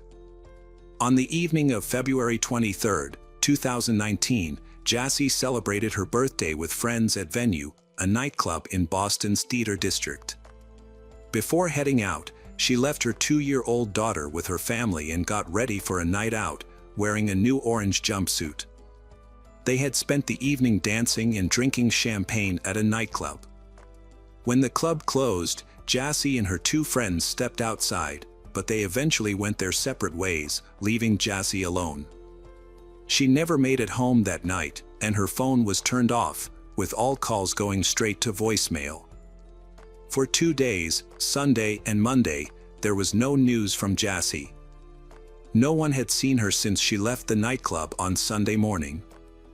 On Tuesday, February 26th, Jassy's father, Juan Correa, and one of Jassie's friends went to the police station to report her disappearance. The police immediately launched an investigation. The detectives' first priority was to determine where Jassie went after leaving the nightclub. Jassie's family and friends distributed flyers around the city, hoping someone might have information about her whereabouts. The detectives also interviewed Jassie's friends who were with her that night, but they didn't know where she had gone after leaving the club. According to her friends, Jassie had planned to head home after saying goodbye. To gather more information, the police interviewed witnesses and reviewed CCTV footage from cameras inside and outside the nightclub. One recording showed Jassie on the sidewalk on Tremont Street, near the nightclub, talking to several people at 2:14 a.m. This was after she had left the club. The footage revealed that Jassie, who appeared to be intoxicated, mistakenly got into an Uber she hadn't ordered. The driver, unhappy about the mix-up, argued with her and eventually pushed her out of the vehicle. After being forced out of the car, Jassie continued to argue with the driver. That's when an unknown man approached her and took her hand, pulling her aside to talk. Despite possibly wanting to leave, Jassie was unable to free herself from his grasp. The CCTV footage showed the man, still holding Jassie's hands, pulling her closer. Eventually, Jassie left the area with him. In hindsight, it's clear that she had fallen prey to a predator who took advantage of her vulnerable state. The next camera footage showed Jassie jumping onto his back, and he carried her to his car. They drove away together. 14 minutes later, the police had many questions to answer. Who was this man, and where had he taken Jassie? Fortunately, they quickly identified the man and located his address. Louis Coleman, a 32-year-old man from a good family background, was with Jassie at the time of the incident. He had earned a master's degree in physics and had no prior record with the law. Notably, there was no information in the police database about Louis owning a car. However, his mother, a resident of California, was the owner of a 2016 red Buick, which matched the type of vehicle involved in the incident with Jassie. Louis lived in Providence, Rhode Island, about 50 miles from the venue nightclub where he was last seen with Jassie. When police arrived at his home, they found that Louis was no longer there. However, CCTV footage from inside and outside the building revealed disturbing evidence. It's worth noting that the drive from the venue club to Louis's apartment typically takes about an hour. Since Louis returned to his apartment at 4:15 a.m. on Sunday, approximately 2 hours after he was seen leaving with Jassie, it's likely that he stopped somewhere along the way. The next day, Louis sent an email to his colleagues stating that he would be taking a few more days off. Based on the content of the email, it appears that Louis was trying to buy time to cover his tracks. Over the next 2 days, Louis attempted to conceal evidence of the crime. Further CCTV footage analysis sheds light on what happened to Jassie after she left with Louis. Although the police never released the initial footage due to ethical concerns, it showed Louis entering his apartment building with Jassie. FBI Special Agent Thomas Sukus described the footage as follows. Louis was seen walking from a red sedan towards the front of the building, carrying a body with long hair and orange pants. Agent Sukus believes that this footage shows Louis carrying Jassie's body into his apartment building. According to Sukus, security footage from the building's lobby reveals that at approximately 4:27 a.m., Louis entered the building carrying an unconscious or already deceased Jassie in his arms. He proceeded to the elevator and took it to the 6th floor. Notably, on February 26, the same day Jassie's father reported her disappearance to the police, Louis made a suspicious purchase at Walmart. His receipt shows he bought multiple items that raise red flags, including protective suits, duct tape, electrical tape, candles, gloves, safety goggles, a mask, and Clorox bleach. The next day, while friends and family distributed flyers with Jassie's picture, Louis made another concerning purchase at Walmart, caught on camera at 9:22 p.m. This time, he bought a large suitcase and a canister. On February 27, 2019, at around 9:58 p.m., Lewis returned to the apartment building, and video footage appears to show him carrying the newly purchased large suitcase. Further footage captures Lewis taking the suitcase from his apartment to his vehicle in the parking lot, as evidenced by a recording at 2:15 a.m. on February 28. A video shows a man, later identified as Lewis, struggling to lift a suitcase into the trunk of his car. This footage is part of a larger investigation into the disappearance of Jassy Correa, who was last seen on February 24 and was believed to be at Lewis's apartment. Between 2:44 a.m. and 4:02 a.m., Lewis was seen leaving the building multiple times, carrying various items including cardboard boxes, trash bags, a bottle of bleach, a computer tower, a laptop case, and a small duffel bag. On February 28, 2019, police obtained a search warrant for Lewis's apartment. During their search, they found several suspicious items, including 2 packages of hooded coveralls and 2 respirator masks. They also examined a sofa in the apartment, which was missing one of its 4 large cushions. Outside the apartment complex, in a dumpster, police found a collection of items that raised further suspicions. These included white trash bags, a bag containing plastic sheets, men's jeans with bleach stains, and the belt. Additional items found in the dumpster included a white nylon hooded coverall, an unfilled box of baking soda, clear safety goggles, duct tape packaging, rubbing alcohol, Walmart bags, used plastic gloves, an empty package from a car air freshener, 3 used packages of purifying charcoal, and a sponge. On the afternoon of February 28, 2019, police stopped a car driven by Lewis near Wilmington, Delaware. Officers ordered Lewis to exit the vehicle and asked if he was alone. Lewis reportedly responded by saying, "She's in the trunk." When police investigated, they found the body of Jassy wrapped in a sofa cushion cover inside a black trash bag, which was placed in a large suitcase that matched the one Lewis had taken into his apartment the previous day. Experts who inspected the car found 2 cracks on the passenger side windshield, leading police to suspect that the man had attacked Jassy inside the vehicle. As a result, Lewis was arrested and taken to a Delaware State Police barracks. During questioning, Lewis had a large bandage on the right side of his face, which he claimed was from sheep when asked about it. A forensic examination revealed that Jassy died from a combination of strangulation and blunt force trauma. Additionally, seminal fluid was found on her body, and DNA analysis matched Lewis's DNA. Prosecutors noted that Lewis's DNA was also found under Jassy's fingertips. Although the exact location of Jassy's death could not be determined, it is believed to have occurred either in the car or at Lewis's apartment. On Saturday, March 9, 2019, family and community members gathered at St. Peter's Parish in Dorchester to pay their respects to Jassy Correa. Many wore white or displayed buttons, shirts, and sweatshirts with Jassy's face and the phrase, "Justice for Jassy." Maka DeAndrade, Jassy's cousin and best friend, delivered the first eulogy, expressing the community's sadness and acceptance of Jassy's passing. DeAndrade said, "We may not understand why Jassy's life was cut short, but I have faith that her death was not in vain. I trust that God has a plan, and I have faith in that." Boston Mayor Marty Walsh addressed the crowd, vowing to work towards creating a safer world for women.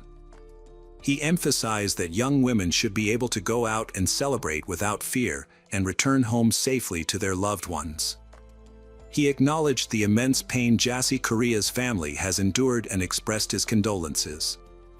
When Correa expressed gratitude to the city and law enforcement agencies for their tireless efforts in investigating Jassy's disappearance and death. He also paid a heartfelt tribute to his daughter, saying, "Rest in paradise, my dear Jassy, rest in peace, my dear child."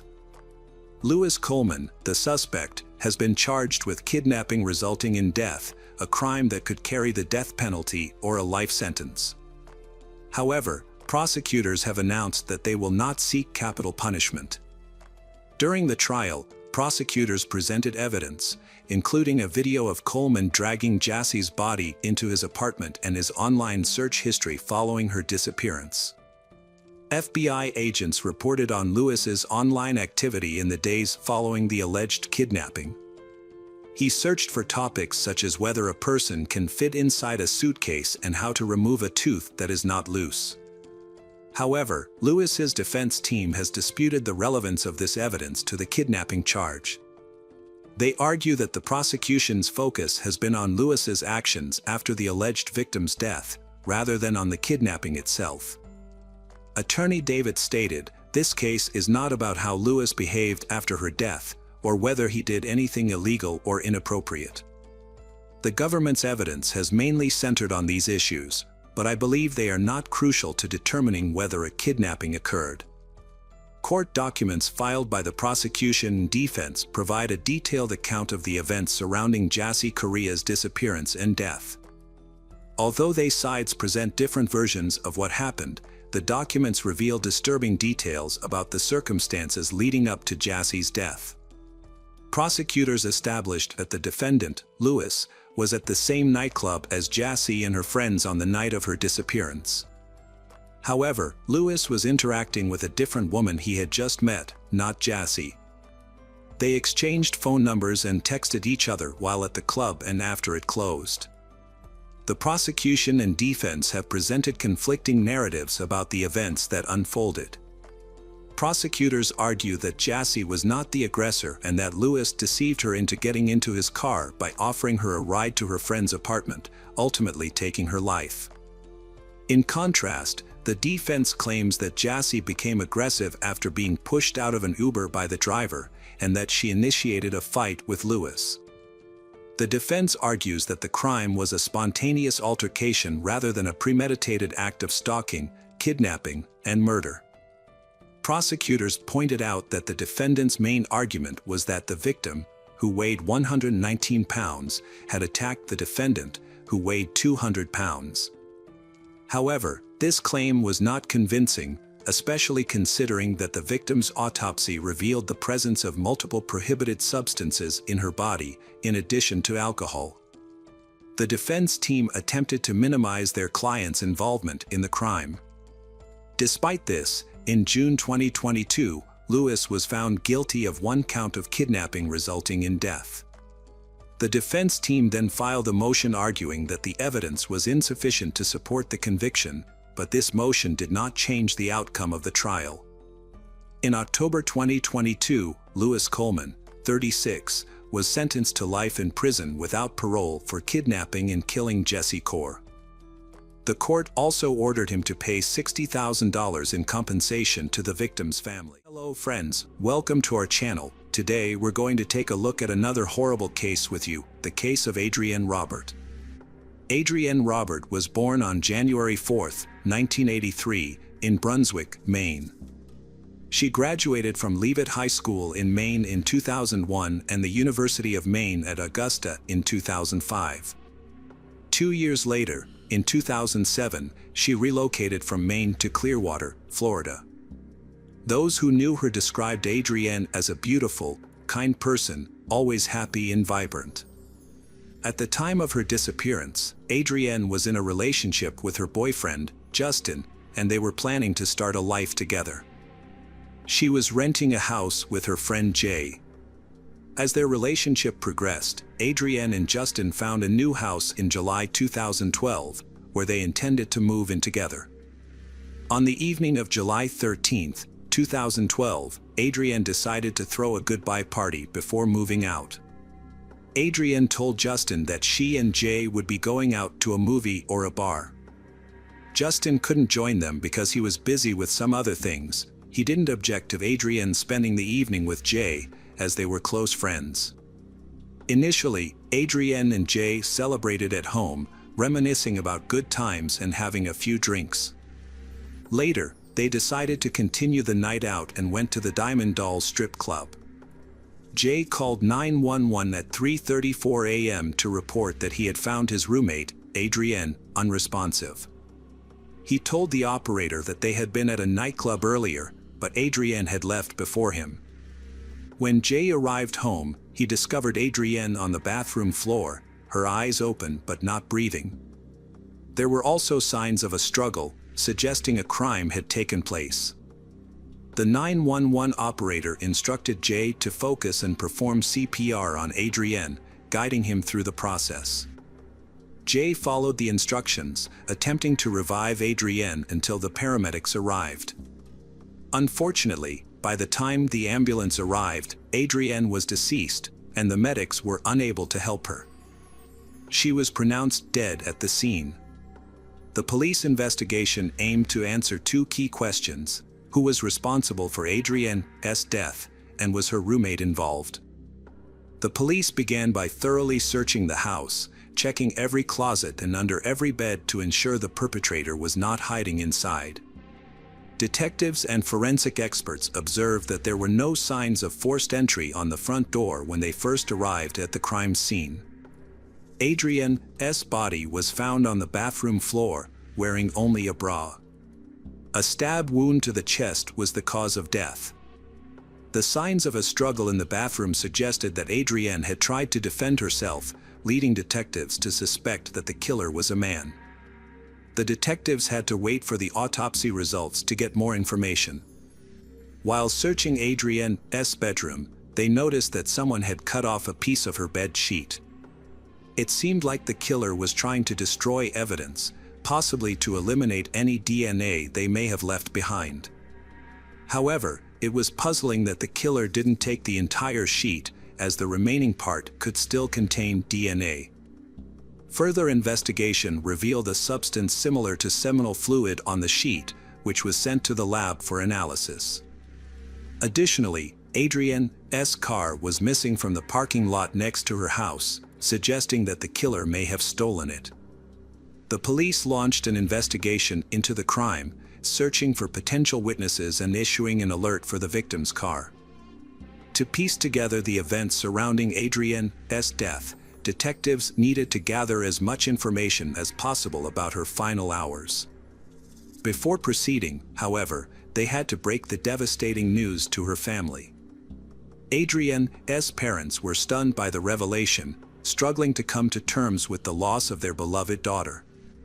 Justin discovered the shocking truth the morning after, when he saw police surrounding her house.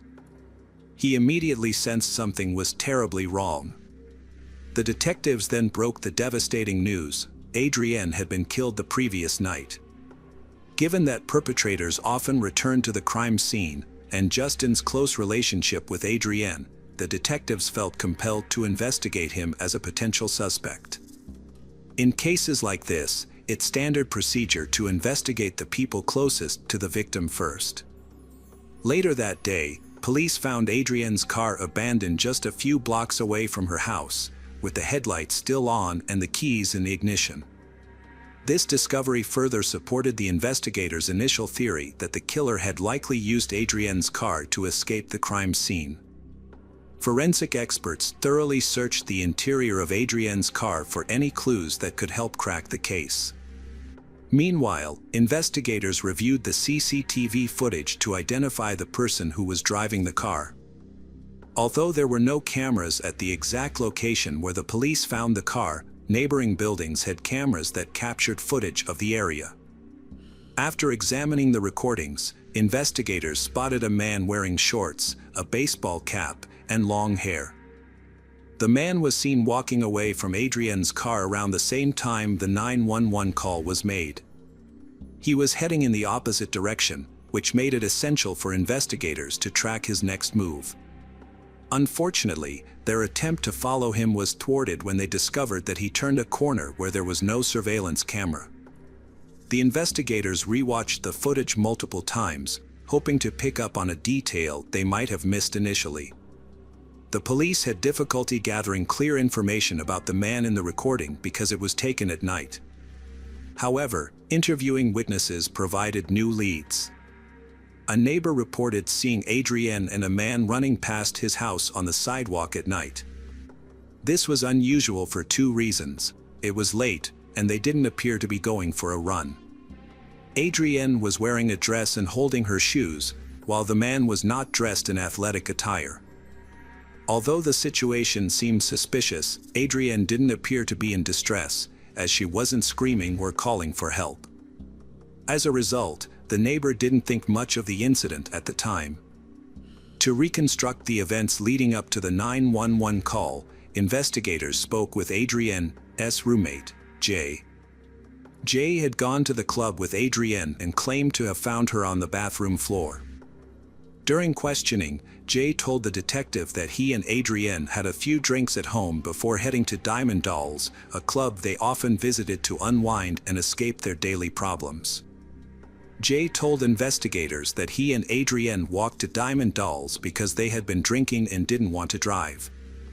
The police focused on the club because it attracted a questionable crowd. Jay claimed they arrived around 10:30 p.m. and stayed for several hours. While they were sitting at a table, a stranger with a beard and a baseball cap joined them. Later, Adrienne decided to leave, and Jay said he stayed behind. He noticed the stranger had also left. To verify Jay's story, investigators reviewed the club's surveillance footage. They found a camera with a wide angle that recorded everyone entering and leaving the club that evening. The footage showed Jay and Adrienne arriving at the club, appearing calm and normal. Another camera at the entrance provided a clear view of people's faces and clothing. CCTV footage confirmed Jay's account of events. It shows him leaving the club alone at 2:53 a.m. and walking towards his house. The footage also reveals that Adrienne left the club earlier, at 1:38 a.m. Notably, she was seen wearing a dress and what appeared to be a jacket when she arrived at the club, but only wore the dress when leaving. This discrepancy raises a key point. Shortly after Adrienne departed, a man wearing a baseball cap rushed out of the club, presumably to return the jacket she had left behind. After returning the jacket, the man and Adrienne appeared to be engaged in conversation. The exact topic of their discussion remains unclear. Rather than returning to the club, the man followed Adrienne. After exiting the parking lot, they turned right onto a relatively isolated street with few houses. It is unclear whether Adrienne felt threatened or uneasy at this point, and this may remain uncertain. After reviewing the evidence, investigators determined that the man seen on camera at the club and the man near Adrienne's abandoned car were two different individuals. Based on the circumstances surrounding her death, they believed the man from the club's CCTV footage was the likely culprit. The other man may have been an innocent bystander. The police were exploring all possible scenarios to provide answers to Adrienne's parents as soon as possible. Adrienne's family traveled to Florida to collect her belongings. Investigators met with her parents, Mark and Dolores, and assured them that they would do everything possible to find and bring the perpetrator to justice. According to her parents, Adrienne was a friendly person with no known enemies. She had a good relationship with her boyfriend, Justin, and her roommate, Jay. Investigators suspected that Adrienne did not know her killer. The laboratory report soon arrived, revealing that male DNA was found on the sheet, Adrienne's body, and the walls. Although the killer had attempted to destroy evidence by cutting out part of the sheet, forensic experts were still able to recover the DNA. However, when the investigators compared the DNA to the database, they were disappointed to find no matches. As a result, the police had the DNA of an unknown suspect in CCTV footage from the club where Adrienne spent her last evening. Detectives focused on the footage as the key to solving the case. They re-examined the recordings, this time reviewing both daytime and nighttime footage, which led to a breakthrough. Approximately 8 hours before Adrienne's death, investigators spotted the same man who had been talking to Adrienne in the parking lot and had left with her. This time, they got a clearer view of his face. To determine how the unknown man arrived at the club, investigators reviewed the footage and saw that he had taken a taxi. The taxi's phone number was visible on the recording, making it easy to identify the taxi company. This new information made it simpler to identify the man. Detectives discovered that the phone number that ordered the taxi was caught on footage near Diamond Dolls, and it belonged to Thomas Frederick. By comparing his driver's license photo with the image of the man on the CCTV footage, detectives confirmed that it was the same person. As a result, Thomas Frederick became the primary suspect in the case. The police required concrete evidence to arrest Frederick, but the surveillance footage alone was insufficient. To gather more evidence without alerting him, they began secretly monitoring his activities. Their goal was to obtain his DNA sample discreetly, as they were concerned that approaching him directly might scare him off. For a week and a half, the officers tracked Frederick's movements, following him to work and keeping a watchful eye on his home at night. Their patience eventually paid off when Frederick discarded a cigarette butt on the road. The officers collected the butt and sent it to a laboratory for DNA analysis. The purpose of the test was to determine if Frederick's DNA matched the samples found at the residence of Adrienne Robert. While waiting for the test results, the police continued to secretly monitor Frederick, as they suspected he might attempt to leave the state at any moment. After receiving the laboratory report, everyone's anticipation was met with an unsurprising conclusion. The DNA analysis revealed that the samples found on the sheet, walls, and Adrienne's body all belonged to Thomas Frederick. As a result, the police arrested and brought him in for questioning. During the interrogation, Frederick claimed to be a frequent visitor to various clubs and bars, where he would often meet new people. When shown a picture of Adrienne, he stated that they had met at Diamond Dolls, where she had bought him a drink and they had danced and talked. However, when the police confronted him with CCTV footage that contradicted his alibi, he changed his story. Frederick then claimed that he and Adrienne had walked together to the end of the street before parting ways. When asked if he had ever visited Adrienne's house, Frederick responded that he couldn't remember due to his intoxication. This inconsistency cast doubt on his entire account, leaving it unclear what he was trying to conceal. The man initially claimed he had no recollection of being at Adrienne's house. However, it was revealed that a witness had seen Adrienne running barefoot while the man chased after her, which suggested that he was lying. When questioned by the investigators, Frederick provided an explanation. He claimed that Adrienne asked him to escort her home and that she began running suddenly after deciding she was in a hurry. She took off her shoes, prompting him to chase after her in order to stay by her side. Despite Frederick's shifting story, detectives uncovered compelling evidence. A DNA test showed that Frederick's DNA was on Adrienne's sheet and numerous items throughout her home. Frederick altered his story after receiving the DNA test results, now he's claiming self-defense when confronted about his inconsistent explanations. Suddenly remembering past events he couldn't previously recall, Frederick finally shared an apparently factual narrative about how things actually occurred. They spent an intimate time in Adrienne's home where things ultimately became grim and both engaged. A confrontation between Adrienne and Thomas Frederick turned violent and resulted in a physical fight. During the altercation, Adrienne pulled out a knife and threatened Frederick, who then defended himself. Unfortunately, Adrienne was fatally injured in the process. After the incident, Frederick panicked and fled the scene instead of calling for emergency assistance. He feared being blamed for Adrienne's death. As a result, Frederick was charged with first-degree deprivation of life and appeared in court in January 2014. During the trial, the prosecutor presented a different account of the events. According to the prosecution, Adrienne and her friend Jay had been drinking at home before heading to Diamond Dolls, where they met Frederick. The three of them socialized and chatted casually. However, the next day, Adrienne decided to leave the club early to move into her new home with her partner, Justin. Frederick allegedly took advantage of the situation and followed her, despite her attempts to evade him. He chased her to her home, broke in, and attacked her with a knife from the kitchen.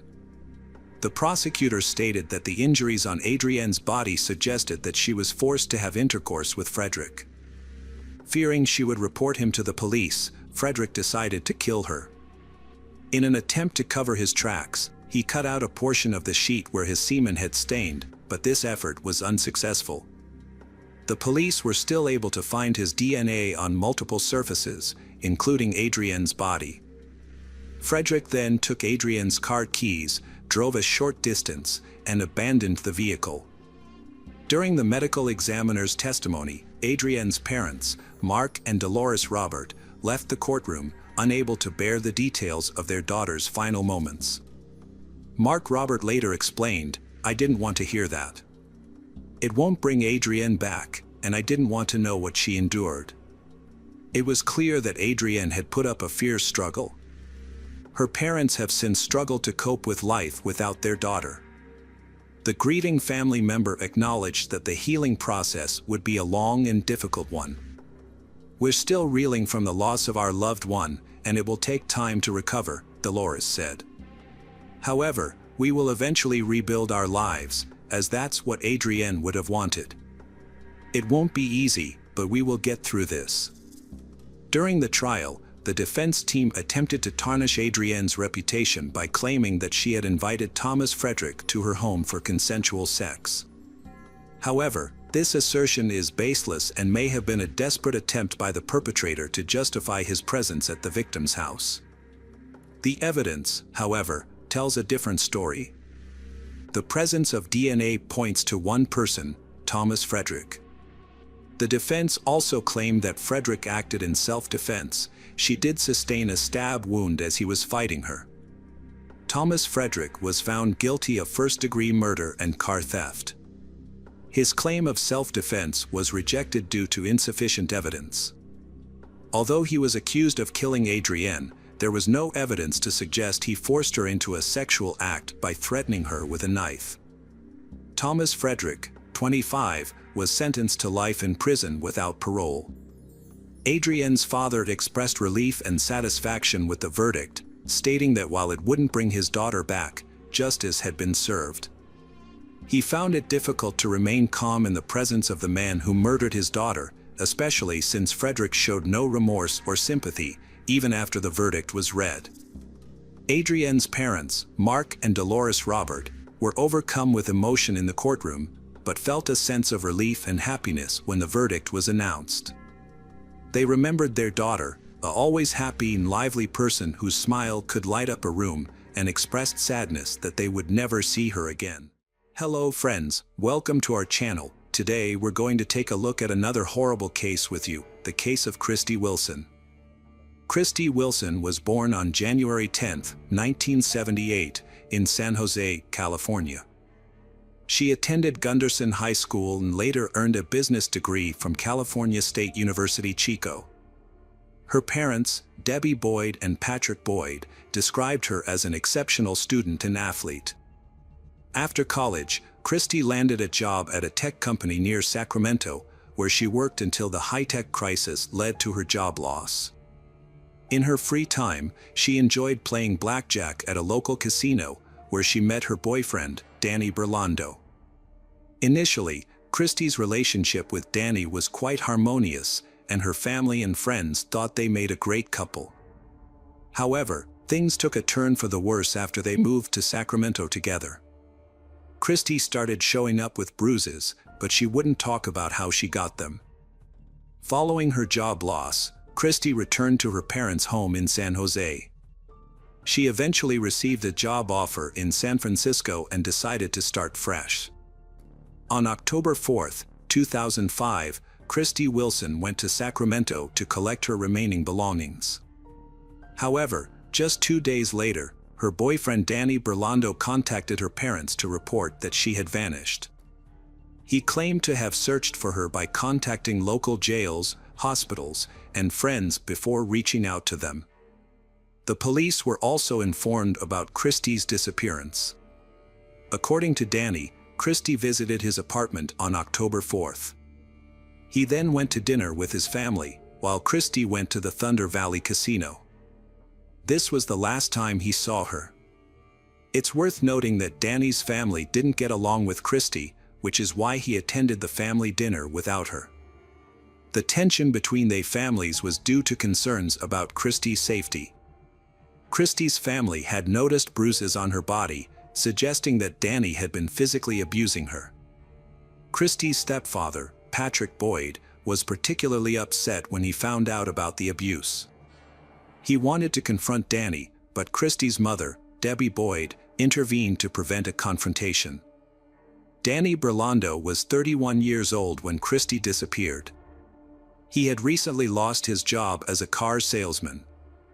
About a month prior to Christy's disappearance, the police were called to their residence after neighbors reported hearing Christy screaming.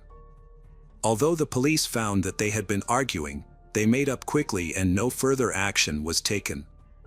When Christy went missing, Danny was the primary suspect due to their previous altercation. His decision to wait nearly 48 hours before reporting her missing to the police raised suspicions that he might have used this time to destroy evidence. However, Danny cooperated fully with the investigation, allowing police to examine his phone records, credit card activity, computer, apartment, and car. Despite being a suspect, no evidence of foul play was found. Danny had an alibi for the time Christy went missing, having attended a family dinner. Before reporting her disappearance, he attempted to contact Christy 78 times, but she did not answer. The police interviewed Christy's friends and family, and reviewed her phone and credit card activities, but found no activity on her bank account since October 4th. Christy's family and the police worked together to find her. They searched the area with dogs, volunteers, and a police helicopter. Her family asked people to share any information they had about Christy's whereabouts. Danny searched for Christy on his own and visited the Thunder Valley Casino. The casino staff couldn't give him any useful information. However, he found Christy's car in the parking lot. The investigators arrived at the casino and confirmed Christy's car was still in the parking lot. This finding caused confusion rather than answers. There were no signs of a fight or other suspicious activities around her car. The big questions were whether Christy left the casino on her own and why her car remained there. Detectives reviewed security footage inside and outside the casino hoping to understand what had happened. At the same time, the police conducted another search of Christy and Danny's apartment, but it yielded no results. Meanwhile, Christy's stepfather, Patrick, a police officer, organized a search of a nearby river, but nothing was found. The investigation shifted its focus to Thunder Valley Casino, where Christy was last seen. Using her player's card, investigators tracked her movements and discovered that she played blackjack around 11 p.m. The casino's recordings showed Christy sitting at a table with a man, but Danny was nowhere to be seen. The man and Christy appeared to be communicating, congratulating each other on wins and offering comfort when they lost. They spent about 6 hours together at the casino, during which the man was seen putting his hand on Christy's shoulder. Christy had a night of mixed results. She began well, winning and keeping a good count of the cards. However, as the evening progressed, her luck turned, and she started to lose. As she consumed more drinks, Christy became increasingly agitated and lost control. The casino staff eventually asked her to leave, but the man intervened, saying, "Don't worry, I'll take care of this beauty." Shortly after, the man and Christy left the casino together, as captured on camera. During a visit to Thunder Valley, detectives made a significant discovery when casino employees found a mobile phone under a blackjack table. The phone belonged to Christy, and it's possible she had unknowingly dropped it. This development hindered the police's plan to track Christy's location through her phone. Further investigation of the CCTV footage revealed that Christy and a man she had met at the casino left the blackjack table and went to the parking lot 4 minutes later.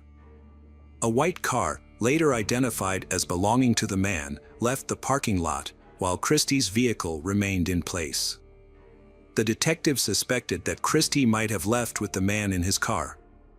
The police needed to determine whether Christie had willingly accompanied the man or if he had forced her into the car. After analyzing players' card data, detectives identified the man as Mario Flavio Garcia, a 53-year-old family man from Auburn with a successful IT career. As the investigation progressed, the detectives discovered that the white car seen in the CCTV footage belonged to Mario Garcia, making him the primary suspect in Christie's disappearance. However, the footage showed that Mario Garcia appeared to be alone in the car when he left the parking lot, and Christie never returned to her vehicle. Mario Garcia had stayed in the parking lot for 3 minutes and 41 seconds, raising questions about what might have occurred between him and Christie during that time. Detectives investigating Mario Garcia's life discovered a stark contrast between his public and private persona. While he was a respected community member and football coach, he also had a dark history. 25 years prior, Mario had been arrested for kidnapping his ex-girlfriend, taking her to a secluded location, and forcing her into a sexual act at gunpoint. Despite the severity of the crime, the case was plea bargained down to assault with a deadly weapon, resulting in a lenient sentence of 18 months probation. This was not the only instance where Mario's caught the attention of police. In another incident, Mario was involved in a tumultuous relationship with Lynette Smith. In 1979, Mario, Lynette, and her mother, Violet Davis, spent Christmas together. After dinner, the three of them got into Lynette's car, which subsequently crashed into a river near Oakland Airport. Mario, the sole survivor, claimed Lynette was driving, but investigators could not confirm this. Violet Davis's body was found in a car, while Lynette's body was not recovered until a week later. The incident was initially believed to be an accident, and no one was charged in connection with the deaths. After collecting the available information, investigators interviewed Mario about Christie Wilson. He maintained he was unaware of her disappearance and stated that they left the casino together, parted ways politely after exchanging goodbyes, and went in different directions. Although he claimed to have headed home immediately, his words couldn't be confirmed or disputed through the casino's CCTV footage. Nonetheless, by reviewing security recordings from surrounding locations, investigators ascertained Mario lied. CCTV evidence outside of the casino caught Mario heading the opposite way of his claimed direction after they were separated. Mario claimed to have gone straight home and fallen asleep at 8:30 a.m. after leaving the casino. However, his wife refused to cooperate with the police, leaving detectives unable to verify his alibi. A review of Mario's cell phone records revealed discrepancies in his story. A call to his wife at 7:51 a.m. was made from a cell tower located far from his house, indicating he did not go home immediately after the casino. Mario also stated that he arrived at work at 9 a.m., but a colleague reported that he was late, arriving around 10 a.m. Further investigation revealed that Mario had scratches on his arm and a bruise under one eye the day after Christie Wilson's disappearance. When questioned, Mario attributed the injuries to a fall from a tree while pruning. However, detectives were skeptical of this explanation, as it is unlikely that someone would prune trees at night. The police asked a forensic expert to examine Mario Garcia's injuries. The expert found that the scratches on Mario's face and body didn't match the kind of injuries you'd get from falling out of a tree. There were 4 parallel scratches on his face, and 3 more on the left side of his chest. This was suspicious because Christie Wilson was right-handed. The police suspected Mario was involved in Christie's disappearance, so they got a search warrant for his car, home, and computer. Mario had claimed he went home after saying goodbye to Christie in the parking lot, but as investigators searched his car, they started to think Christie was probably dead. Mario had tried to clean up his car, washing both the inside and outside, and even throwing away the trunk mat. However, he hadn't been able to get rid of all the evidence. Initially, investigators found a small, unremarkable spot on the car seat that was later confirmed to be blood. However, the sample was not suitable for DNA analysis. Further examination of the vehicle revealed 2 long hairs and small blood splatters on the back door of the trunk. The hairs were matched to the missing person, Christy. Further examination of the bloodstains showed that they contained DNA from both Mario and Christy, which disagreed with Mario's statement that he and Christy had separated in the parking lot. This evidence suggested a physical altercation between Mario and Christy. A review of Mario's search history showed that he had been researching forensic toxicology and visiting websites that described how to secretly administer drugs to someone's drink on a date. This led investigators to suspect that Christy may have been a random victim who was targeted by Mario after they sat together at a table. It was possible that Mario had spiked her drink. To prove this, the police needed to find Christy's body. A thorough search of Garcia's 5-acre property was conducted, but unfortunately, no new leads were discovered. Mario Garcia was arrested and charged with kidnapping and murder despite the absence of Christy Wilson's body. He maintained his innocence throughout the trial, which began on September 11, 2006.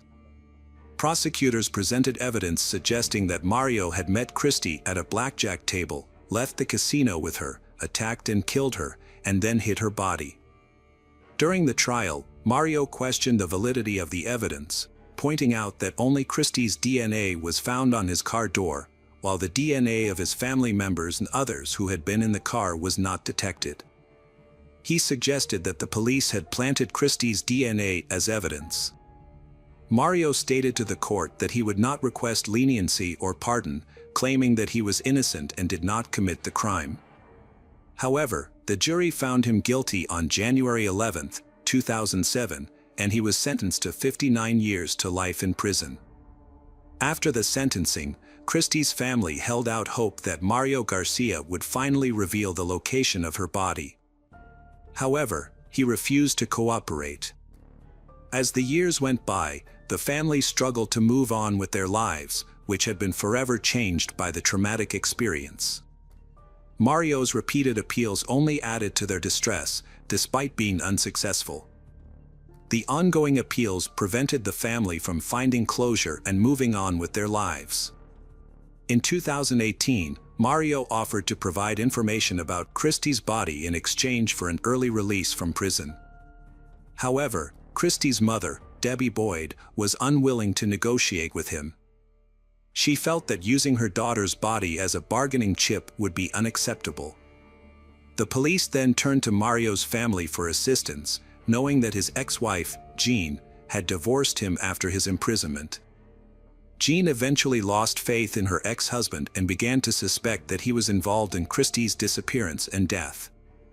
As part of their investigation, police spoke with Mario Garcia's sons, Chris and Andy, asking them to recall any details about the days surrounding Christy's disappearance and their father's subsequent arrest.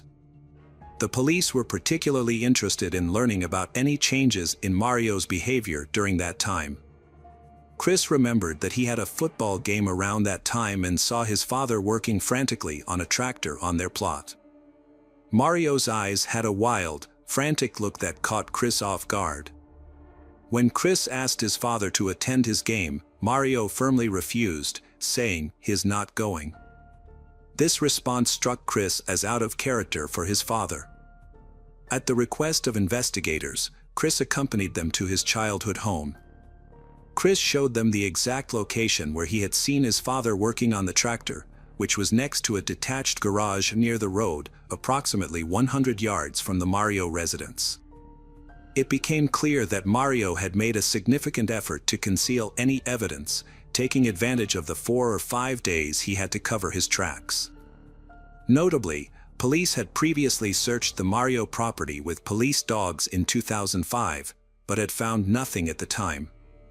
In a new development, investigators took a different approach in August 2020.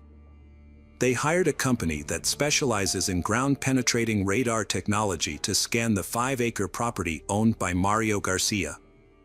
The technicians identified 8 potential locations with voids or pockets beneath the surface. After digging at the first 2 sites, they found nothing. However, at the third location, which was the same spot where Mario Garcia had been digging with a tractor, the police discovered a skeleton. Further examination confirmed that the remains belonged to Christy Wilson, 15 years after she went missing. Although the exact cause of Christy's death remains unknown, experts determined that she had suffered a broken arm and nose. The investigators, who had been working on the case for 15 years, traveled to Arizona to personally inform Christy's mother, Debbie Boyd, about the discovery. The news brought a mix of sadness and relief to Christy's family, who could finally find closure and say goodbye to their daughter. Placer County Sheriff Devin Bell announced that Christy Wilson's case has been solved, thanks to efforts by his team. This was achieved without the cooperation of Mario Garcia, a convicted murderer who is currently in prison.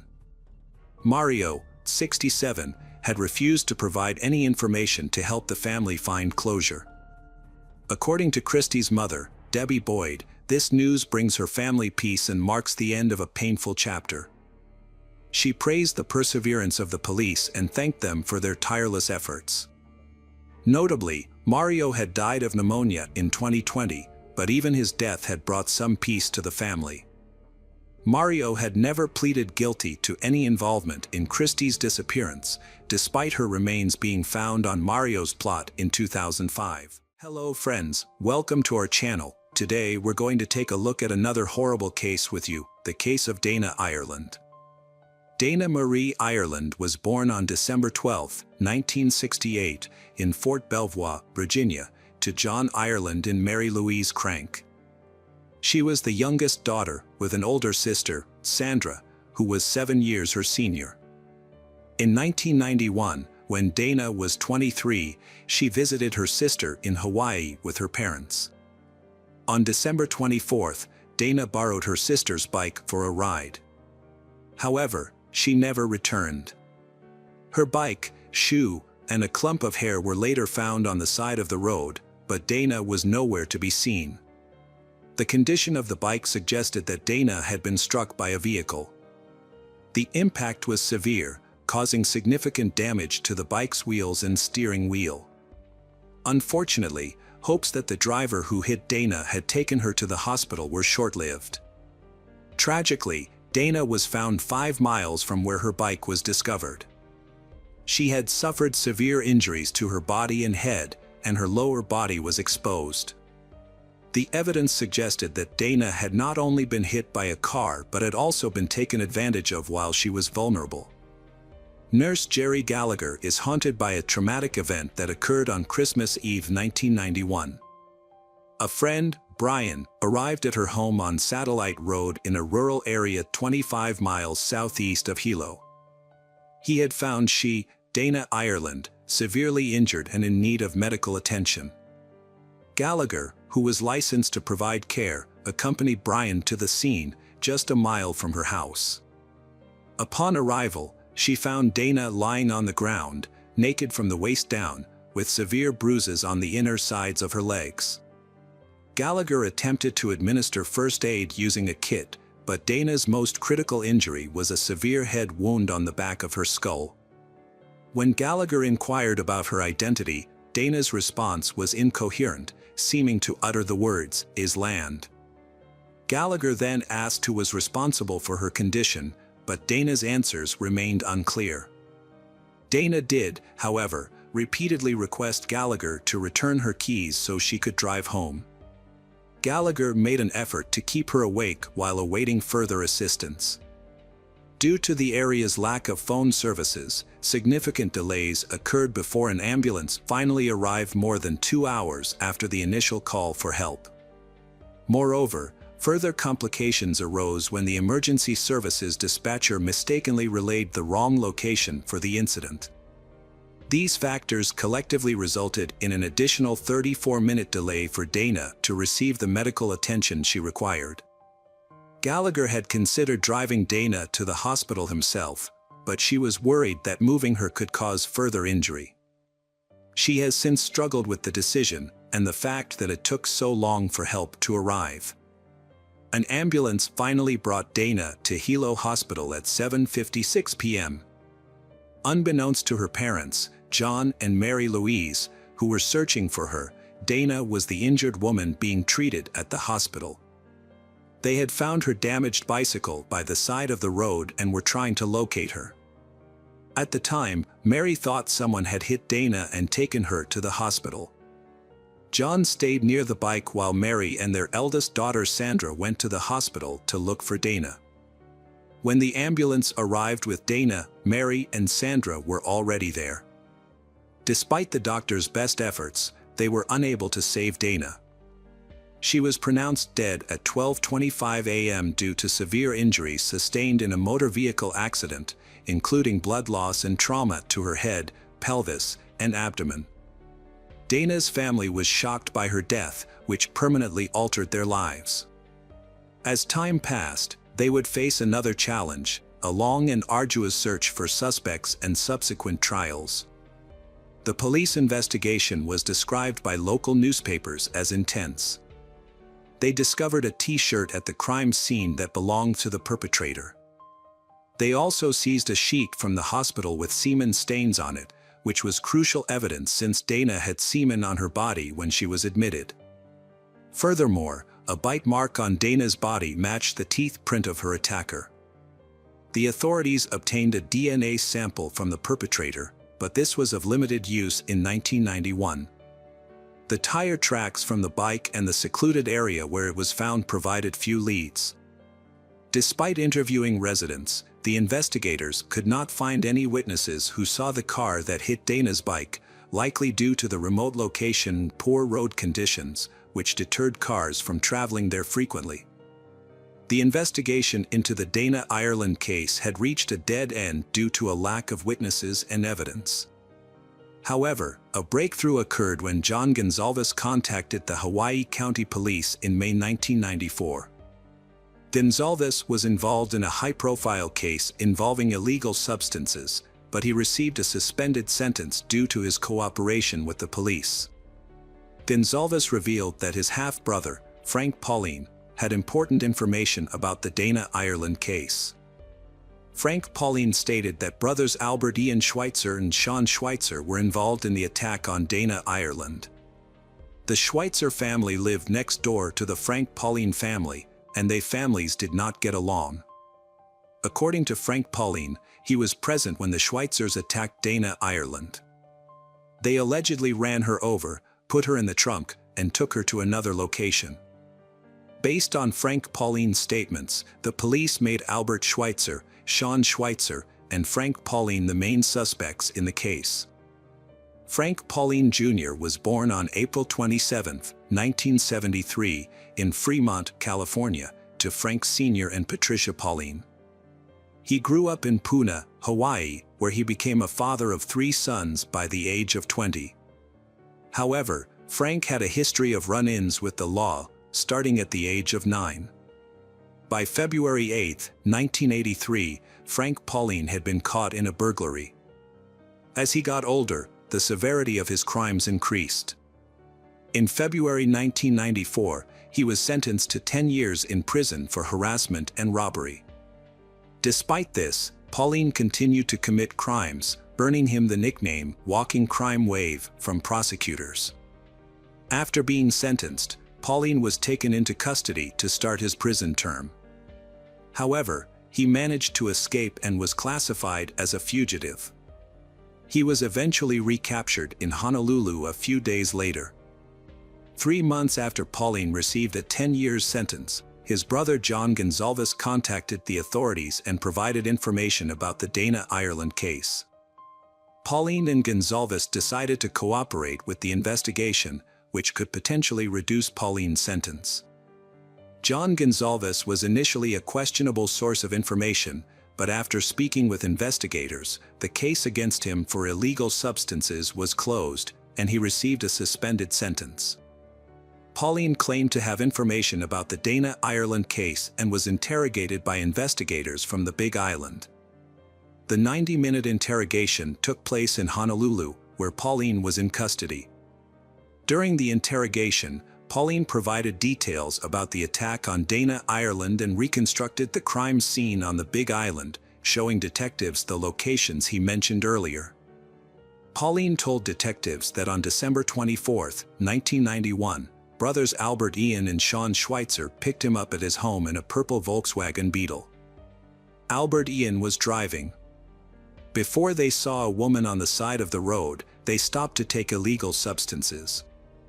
As they approached an intersection near Kapaho, they saw she standing on the side of the road. Pauline recalled Albert Ian pointing her out, saying, "Look at that girl," but they initially continued driving. Albert Ian then suggested turning the car around so he could talk to she.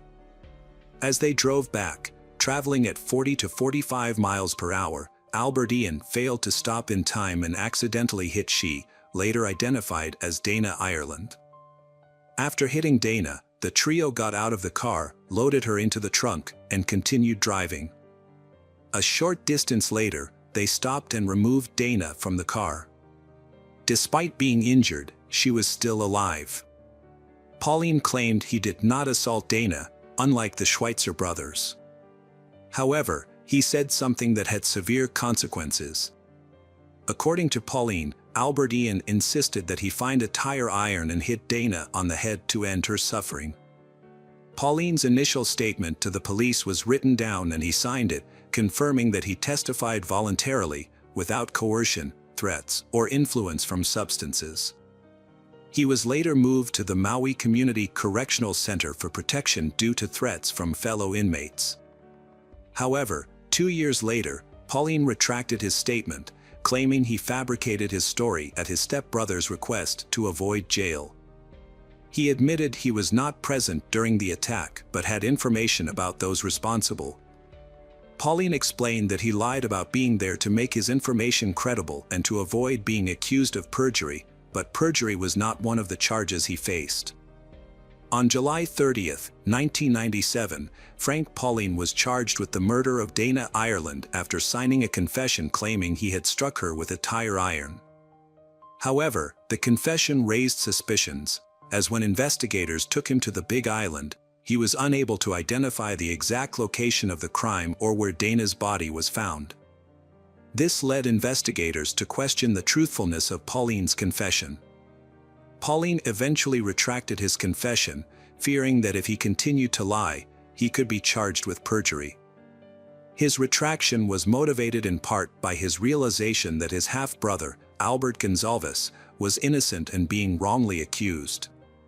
In the end, Gonzalez was able to avoid major charges related to a separate crime, and in exchange, he agreed to testify against Pauline at his trial. At the time of the arrest, DNA testing technology was not as advanced as it is today. Despite this, the authorities collected DNA samples from Pauline and the Schweitzer brothers. They also analyzed biological fluids from the gurney sheet used to transport Dana Ireland to the hospital and swabs from her body.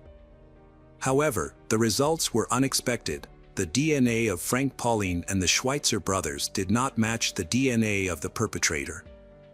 Although the charges against the three men were dropped, the investigation continued. The prosecution suggested that someone else must have been involved, as other evidence also failed to implicate Pauline and the Schweitzer brothers. For example, the teeth of the Schweitzer brothers and Pauline did not match the bite mark found on the victim's chest. Furthermore, no traces of Dana Ireland's blood or hair were found in Albert Ian Schweitzer's Volkswagen, which he had acquired only a month after her death. External pressures, including those from the Dana Ireland family, the public, and the press, may have influenced the course of events in the investigation into Dana Ireland's death. Albert Ian Schweitzer was 20 years old at the time of Dana Ireland's murder and had only traffic-related infractions on his record. Sean Schweitzer, who was 16 when Dana Ireland died, received charges in connection with her death at the age of 23. Around that time, Sean also faced unrelated charges of fourth-degree assault for inappropriately touching a 15-year-old girl when he was 16. He received a sentence of 180 days in prison and 1 year of probation.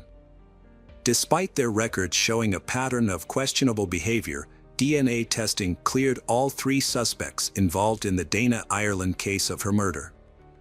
However, this finding was likely undermined by the unrelated convictions that surfaced in their pasts. 5 days after Frank Pauline's initial statement to the police, investigators searched the Schweitzer family home and seized Albert Ian's 1957 Volkswagen Beetle as evidence. Both Sean and Albert Ian claimed they were not with Frank Pauline on the night of the crime, although they admitted to knowing him. Sean stated that he was at home on Christmas Eve, while Albert Ian said he was either at home or at his uncle's house. Albert Ian also explained how he acquired his car, initially denying that he had done any bodywork on it. He revealed that the car was originally purple, but he repainted it yellow because it wasn't his preferred color. The Schweitzer brothers' lawyers believed that Frank Pauline had falsely accused them due to a long-standing feud between their families. Nevertheless, the prosecution continued to pursue the case. On May 5, 1999, just days before the statute of limitations expired for some of the crimes committed against Dana Ireland, the police received a statement from Michael Ortiz, a cellmate of the Schweitzers and an associate of Gonzalez. This new information was seen as a potential breakthrough in the case. During questioning by authorities, Michael Ortiz claimed that Albert Ian Schweitzer had confessed to his involvement in the crime. Based on this testimony, Frank Pauline and the Schweitzer brothers were recharged in connection with Dana Ireland's death just 2 weeks later. This development raised suspicions and distrust among the public, as the information had come from a questionable source and had been revealed just days before the statute of limitations was set to expire. Frank Pauline was the first to face trial. The proceedings were highly emotional. Pauline professed his innocence, stating that he had lied when he initially confessed to being involved in Dana's murder. When taking the stand, Mary Ireland recounted receiving the devastating news about her daughter. She described the distressing scene: a bicycle on the road, a shoe, and a lock of hair. However, the witnesses who linked Pauline to the crime had checkered pasts and stood to gain from implicating him. Among those who benefited from Pauline being found guilty was his half-brother, Gonzalez, who became a witness for the prosecution.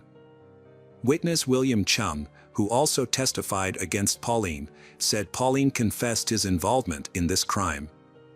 However, when asked if he saw Pauline in the courtroom, he pointed to another person, although Frank Pauline was there. The jury also saw Dana Ireland's bike, shorts, top, underwear, and a Jimmy's t-shirt recovered from the scene. Not one of those items had DNA from Pauline or the Schweitzers. To get around the lack of scientific evidence, Deputy Prosecutor Lincoln Ashida insisted that the Jimmy's t-shirt covered in Dana Ireland's blood belonged to Pauline. "We're not afraid of that evidence. We embrace it," Ashida said. Then, that same DNA technology works both ways for the defense and the prosecution. Pauline's lawyer protested, saying the t-shirt wasn't even Frank's size. Nevertheless, the jury found that the evidence and assumptions presented at the trial were enough to convict Pauline. Pauline's guilty verdict and 180-year sentence were handed down despite forensic evidence proving his confession was false. The next trial was that of Albert Ian Schweitzer, who knew about Pauline's sentence and was surprised when prosecutors offered him a plea deal, given the lack of physical evidence. Albert Ian Schweitzer rejected the offer, maintaining his innocence. The prosecutor claimed Schweitzer's Volkswagen Beetle was involved in the crime, but several facts contradicted this assertion. Witnesses in the area where Dana was found reported seeing a pickup truck, not the Beetle, and forensic analysis of Schweitzer's car turned up no evidence linking it to the crime. Furthermore, Schweitzer only became the official owner of the Volkswagen in January 1992. Albert Ian Schweitzer was sentenced to 130 years in prison based on the testimony of Michael Ortiz, who claimed Albert Ian had confessed to the crime, and evidence of scratches on Albert Ian's car bumper. After seeing his brother convicted, Sean Schweitzer initially wanted to prove his innocence but eventually decided to take a plea deal due to concerns about the justice system failing him again. As part of his agreement with the prosecutor's office, Sean Schweitzer was required to testify against his brother and Frank Pauline, who were accused of playing a role in Dana Ireland's death. He was also required to take a polygraph test to prove his honesty. The polygraph test was administered on March 24, 2000, by an examiner from the State Attorney General's office. However, the test results showed that Sean was not truthful about his involvement in the crime. Despite this, he was still allowed to plead guilty to the lesser charges of kidnapping and involuntary deprivation of life. There was a discrepancy in the court records regarding the polygraph test results. Deputy Prosecutor Lincoln Ashida initially stated that Sean had failed the test, but later claimed that he had passed it. Sean was ultimately sentenced to 5 years probation, with credit for 18 months served. In an interview after his release, Sean stated that the decision to accept the plea deal was made by his family, who were concerned about the potential impact on his parents if both brothers were imprisoned.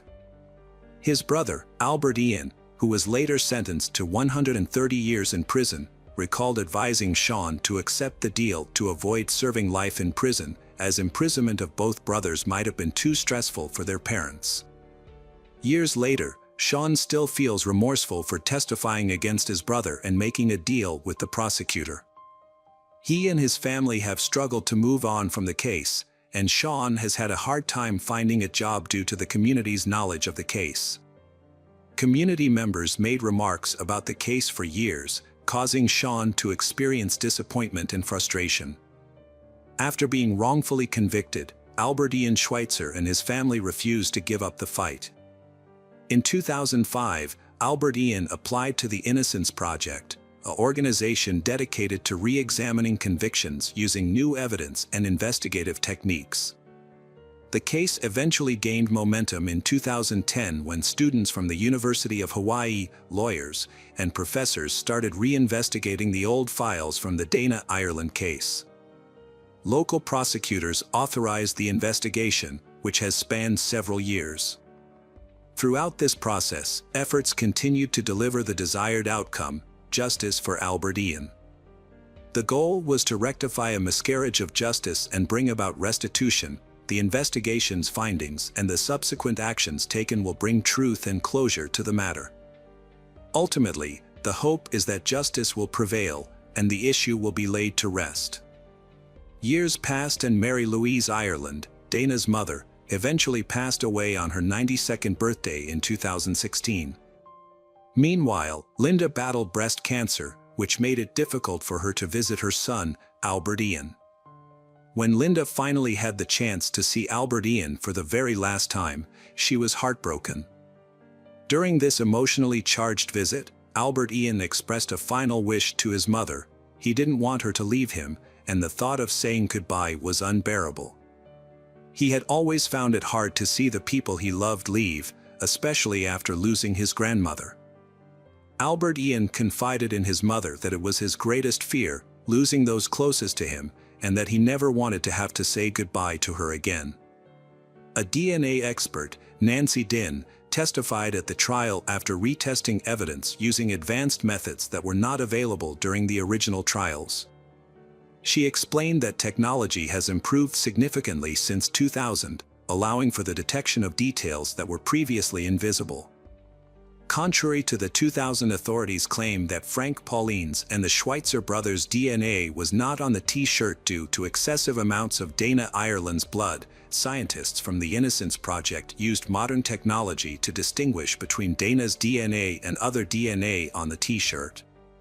They also found seminal fluid and sweat from the armpit on the T-shirt. Nancy Dinh confirmed that the DNA found on the T-shirt and Dana's body belonged to the same person.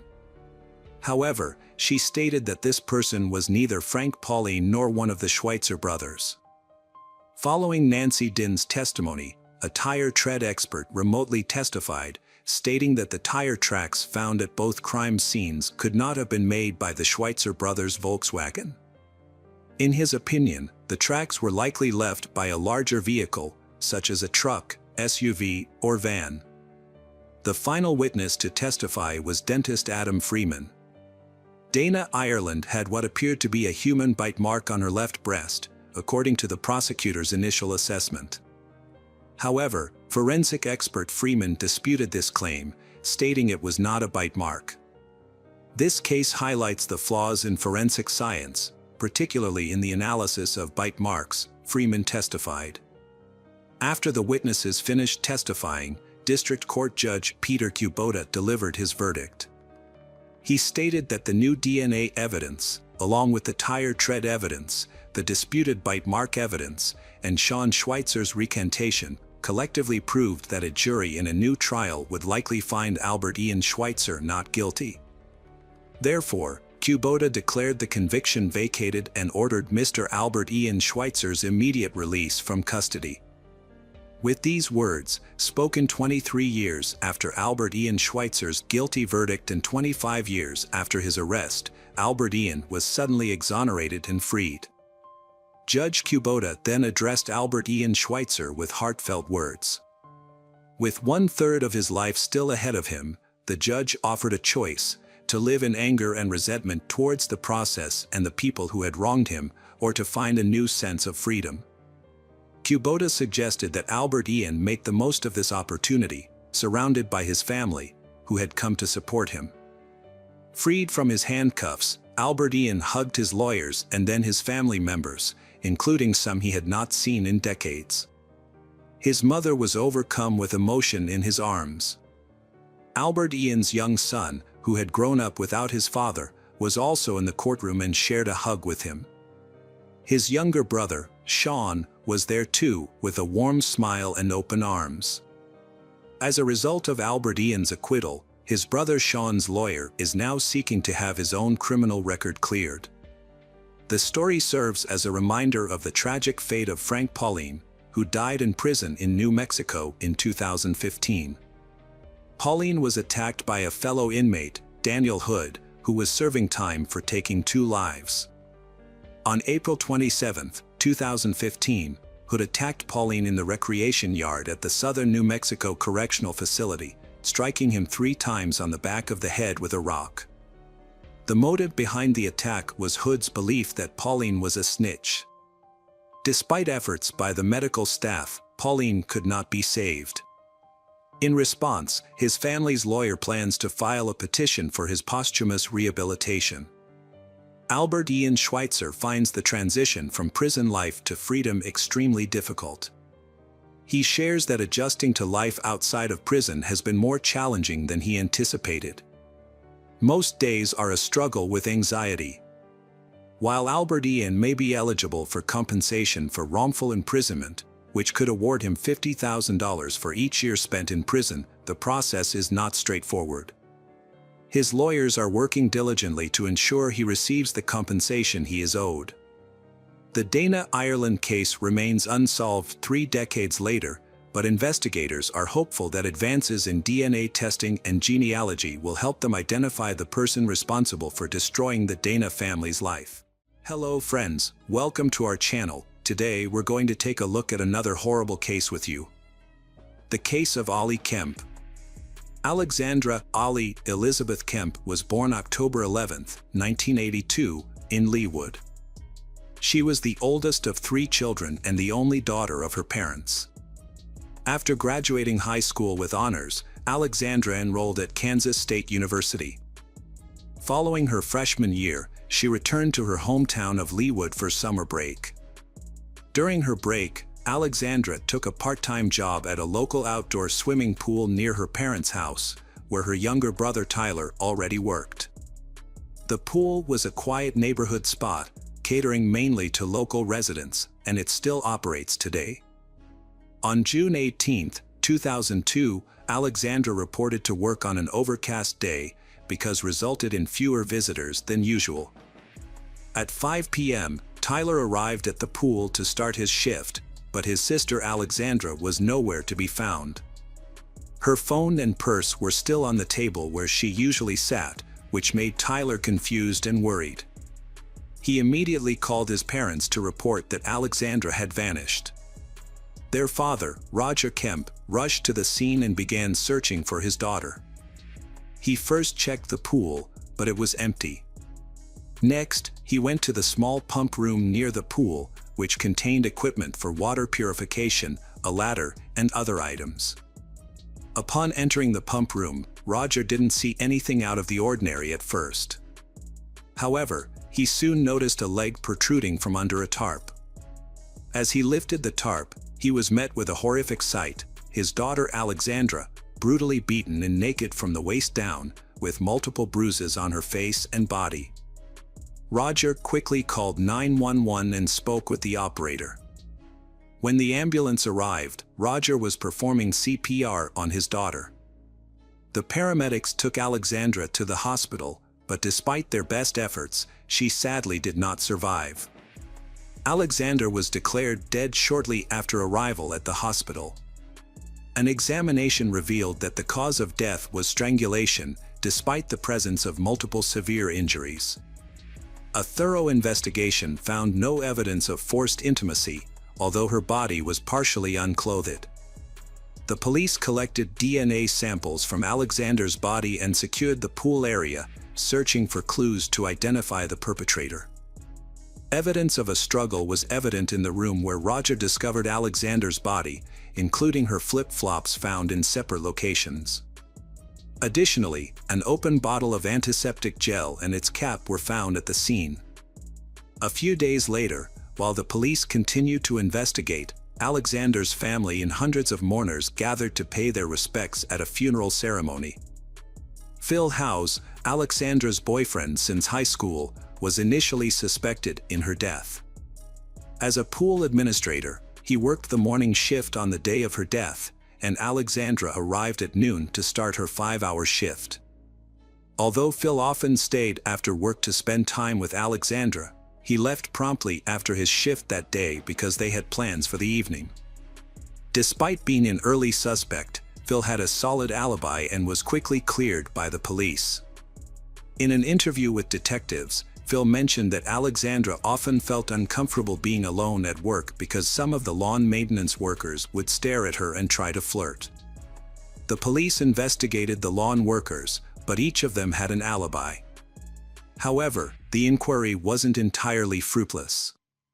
Several workers reported seeing a suspicious man with a video camera lurking in the bushes near the pool the day before Alexandra's death, apparently watching the female lifeguards in swimsuits. The police were given conflicting reports about Alexandra's final hours. Some people said she left the scene in an old Ford pickup truck, while others mentioned different circumstances. A study of Alexandra's mobile phone activity revealed that she had made plans with a friend, Laurel, to meet on the day she died. However, Alexandra didn't show up. When Laurel went to the police station to give her account of events, she explained that Alexandra had asked her to come to the pool to keep her company until her shift ended. According to Laurel, the pool was empty that day due to the poor weather, which made Alexandra anxious. When Laurel arrived at the pool at around 2:30 p.m., she didn't see Alexandra anywhere. Instead, a man she didn't know emerged from the pool house and waved at her with a smile. Laurel thought this man might be Alexandra's boss, and she decided to leave so as not to get her friend in trouble for socializing during work hours. At the time, she had no reason to think that anything was amiss. The police investigation led them away from Alexandra's workplace and to a completely different suspect. As a witness, Laurel provided a detailed description of the person she believed committed the crime. The police used this description to create a sketch of the suspect, who was identified as a white man around 30 years old, with a stocky build, short brown hair, and driving a 1980 Ford pickup truck. The suspect's identity was narrowed down when someone recognized the description as matching James Strader, a local mechanic who owned an old Ford pickup truck. James was questioned by the police and appeared to match the sketch, but he denied any involvement in Alexandra's death. His employer verified his alibi, stating that James was at work on the day of the murder. As a result, James was released from custody. While the police had eliminated James as a suspect, forensic analysis of evidence collected from the crime scene revealed male DNA on an antiseptic gel tube and on Alexandra's body. Unfortunately, the DNA did not match anyone in the police database, leaving the case still unsolved. Alexandra's family, friends, and boyfriend were ruled out as suspects after DNA tests showed no match with the DNA samples found on her body. The investigation was driven by Alexandra's father, Roger Kemp, who was determined to find his daughter's killer. After losing his child, Roger felt like he had lost his purpose in life. However, he found a new reason to keep going: justice for Alexandra. In an interview, Roger explained his approach: "You can either give up or keep fighting. I chose to fight." Impressed by his dedication, the police department gave Roger a workspace where he could collect and share information, and collaborate with the investigators. As they explored all available leads, Roger and the investigators contacted the popular TV show America's Most Wanted and asked them to feature Alexandra's case. The show's producers agreed, and her story was aired. The episode generated hundreds of calls from viewers with potential tips. Although the authorities thoroughly investigated each lead, none of them led to a breakthrough, and the case stalled once again. In February 2003, 8 months after Alexandra's death, a promising new lead emerged. Following a thorough investigation, police in Utah apprehended a suspect. 3 separate witnesses, including 2 women and a 14-year-old girl, came forward to report being forced into intimate encounters with a man. He had managed to evade capture initially, but was eventually tracked down and arrested in Utah. The arrested individual was identified as James Strader, the same person who had been questioned by Kansas police earlier. Notably, James bore a strong physical resemblance to the suspect's composite sketch. James was questioned by the police, but they failed to collect his DNA sample at the time. This might have been because his employer had convinced the police that James was at work on the day of the crime and had not left the premises. Despite this, James denied any involvement in Alexandra Kemp's death. Although he resembled the suspect in the composite sketch, James claimed he had not been near the pool on the day of the crime. He eventually provided a DNA sample for analysis. The results indicates that his DNA did not match the DNA found on Alexandra's body or the antiseptic gel tube. James was later imprisoned for unrelated charges, and the investigation into Alexandra Kemp's death hit a dead end once again. A year after Alexandra's death, the police still had no leads. Roger Kemp, Alexandra's father, and Phil House, her boyfriend, continued to fight for justice. Phil, who was also the president of the student community, sent the composite sketch of the suspect to students at other universities via email and asked them to watch an episode of America's Most Wanted that featured Alexandra Kemp's case. A year had passed, but the police and relatives' efforts had yielded no results in the Alexandra Kemp case. Undeterred, Roger Kemp, Alexandra's father, continued his quest for justice. He reached out to the America's Most Wanted program again, requesting a rerun of the episode about Alexandra's death. The show's creators asked if there were any new developments, and although Roger replied that there were none, his determination impressed them, leading to the episode being aired again. The rerun generated a fresh wave of calls to the police, prompting Roger to offer a $25,000 reward for any information that could help identify the person responsible for his daughter's death. The city of Leawood authorities increased the reward to $50,000. Roger also distributed flyers featuring his daughter's photo, a sketch of the suspect, and details about the reward. As Roger drove along the highway, he noticed billboards and realized they could be an effective way to raise awareness about the case. He began contacting advertising agencies to inquire about the cost of posting the information on a billboard. When he called the Lamar Advertising Company, the owner refused to take his money, offering to display the information on multiple billboards for free instead. Roger decided to publicize a sketch of the suspect and reward information on billboards along a major highway. The police received hundreds of tips, which took time to investigate.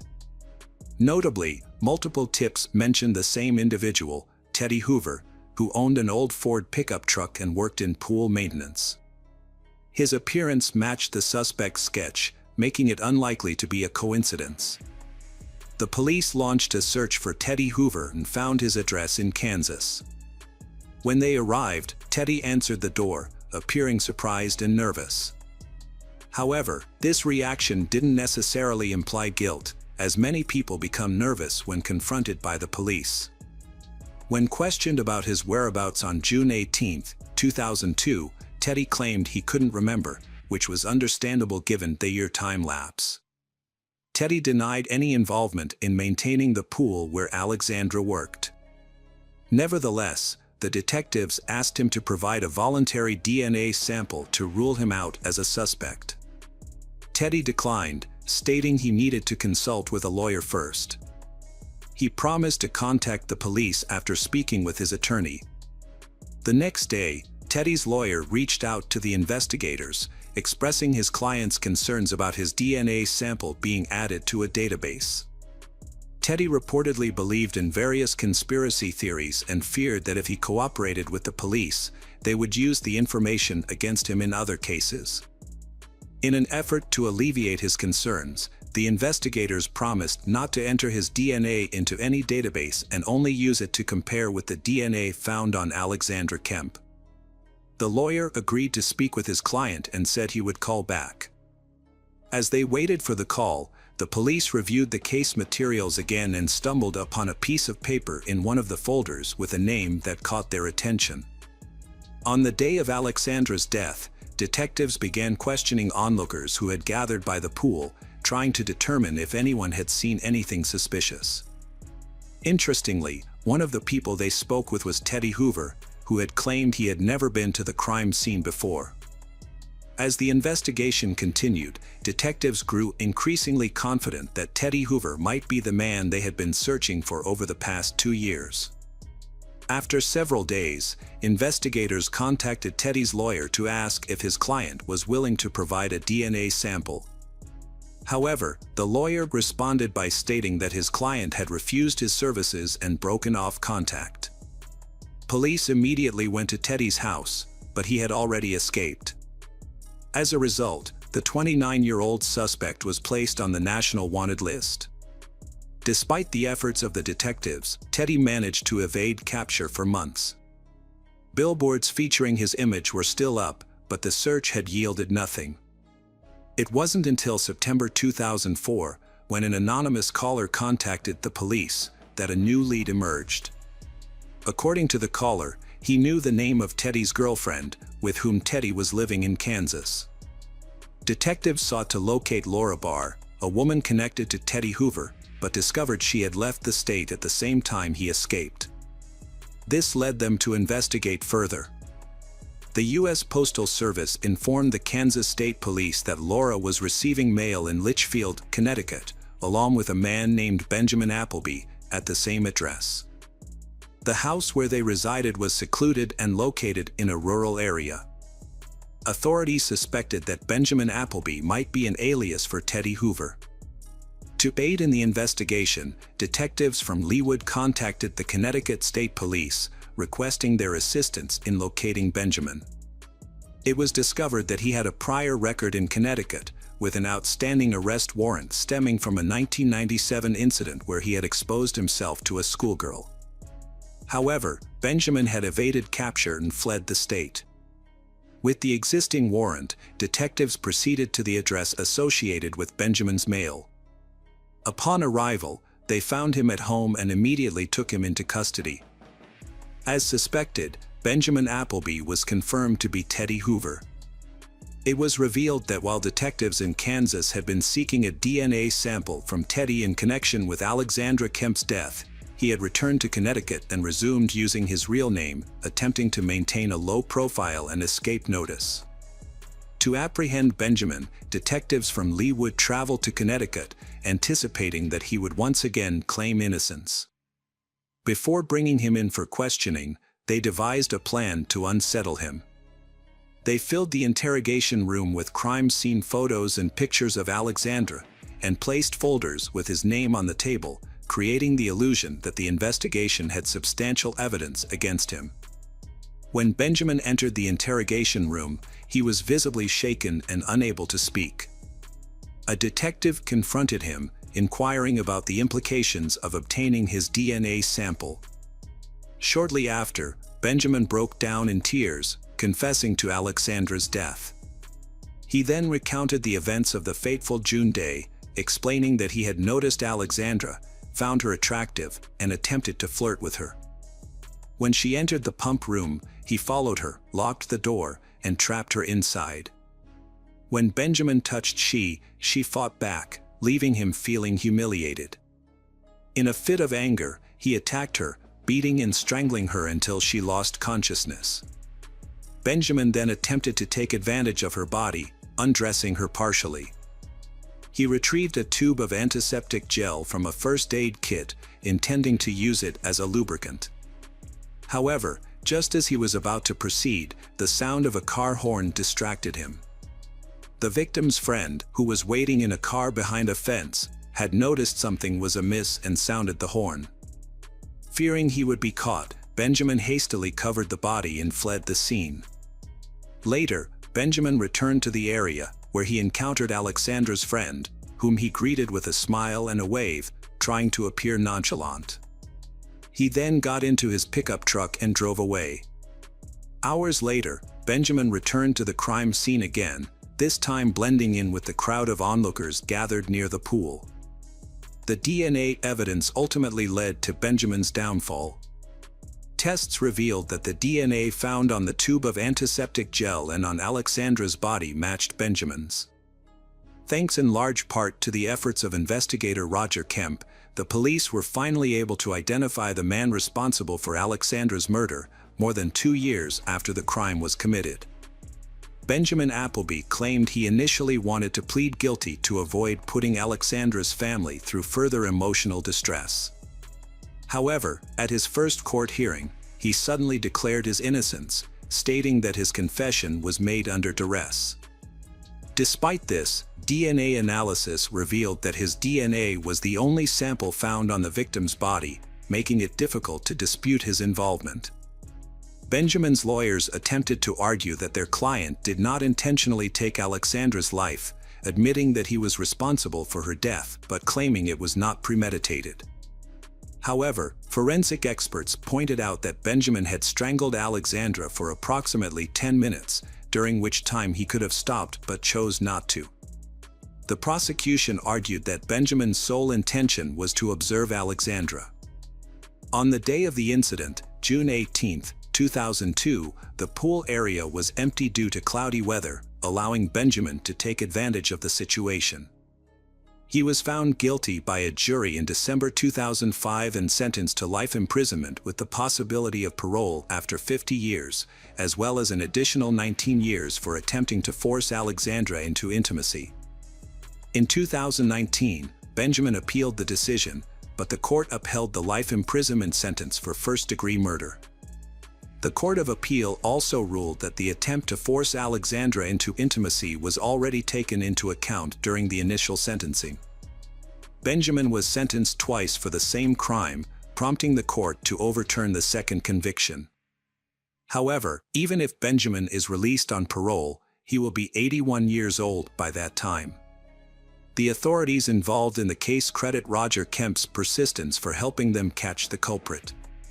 While Benjamin was in prison, Roger and his wife established a self-defense program for girls, teaching thousands of girls and women across the country basic self-defense techniques. Roger Kemp's tireless efforts to bring attention to the case and his work in creating a safe community did not go unnoticed. He was awarded the Presidential Citizens Medal by Barack Obama at the White House. Until his passing at 77 on March 1, 2022, Roger continued to work for the foundation he established in his daughter's name. His ultimate goal was to make a difference in at least one person's life. Hello friends, welcome to our channel. Today we're going to take a look at another horrible case with you. The case of Vanessa Marcotte. On August 7, 2016, 27-year-old Vanessa Marcotte visited her mother, Rosanna, in Princeton, Massachusetts. Vanessa, an active person who enjoyed outdoor activities like walking, yoga, and running, decided to go for a run on that warm and sunny day. She was scheduled to take a bus to New York City later that day, where she worked and lived. However, Vanessa failed to return home after her run, which was unusual for her. Her concerned mother, Rosanna, sought help from the police. The case drew widespread national media attention due to its rarity in Princeton, which had not seen a similar incident in 30 years. Vanessa Marcotte was born on June 17, 1989, in Leominster, Massachusetts. She was an exceptional student and graduated with highest honors from Boston University in 2011, earning a bachelor's degree in communications. After college, she worked at WordStream, an online marketing software startup in Boston, before becoming an account manager at Google's New York City office. Every couple of months, Vanessa would visit her mother and aunt in Princeton, a small rural town with a population of around 4,000. As an only child, Vanessa's mother, Rosanna, cherished their time together and looked forward to her daughter's visits. On Sunday, August 7, 2016, Vanessa left her mother's house on Brook Station Road around 1 p.m. to go for a run before catching the commuter bus back to New York later that day. The area she planned to run in was familiar to her. However, when several hours passed and Vanessa failed to return, her mother grew concerned and contacted the police. Officers promptly launched a search, focusing on the route Vanessa was expected to have taken. At 8:20 p.m., a police dog tracked a scent to a densely vegetated area about 60 yards from the road and less than a mile from Rosanna Marcotte's home. There, the search team found the body of a woman, who was quickly identified as Vanessa Marcotte. A preliminary examination revealed that her death was a result of a crime.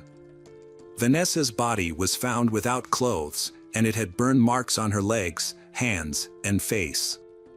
The location where the body was discovered was secluded, with no nearby houses, only the road and woods on either side. Vanessa's cell phone and headphones were missing, and despite a thorough search of the surrounding area, police were unable to find them. Investigators believed that the perpetrator had intentionally taken these items to avoid leaving behind DNA evidence. A sneaker with burn marks was found next to the body, and similar burn marks were discovered in other locations. Detectives concluded that the perpetrator had used gasoline in an attempt to destroy DNA evidence. A forensic investigation into Vanessa's death revealed that she was killed by strangulation.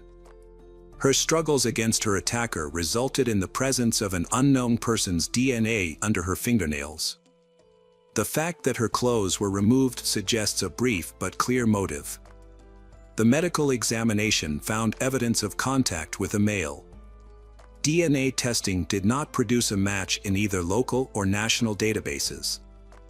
The violent crime sent shockwaves through the small town of Princeton, with a population of under 4,000 people. The incident was highly unusual for the area, prompting widespread concern. Local authorities urged residents of Princeton and surrounding areas to remain vigilant and report any suspicious activity to the Massachusetts State Hotline or the Princeton Police Department. In a press conference on August 11th, Worcester District Attorney Joseph Early Jr. confirmed that the suspect is likely a male who sustained minor injuries, including cuts, bruises, and scratches, during the struggle with Vanessa. The news of Vanessa Marcotte's death sent shockwaves through her family, the Princeton community, and her co-workers. A Google spokesperson expressed the company's condolences, describing Marcotte as a beloved team member who worked in the New York office for a year and a half.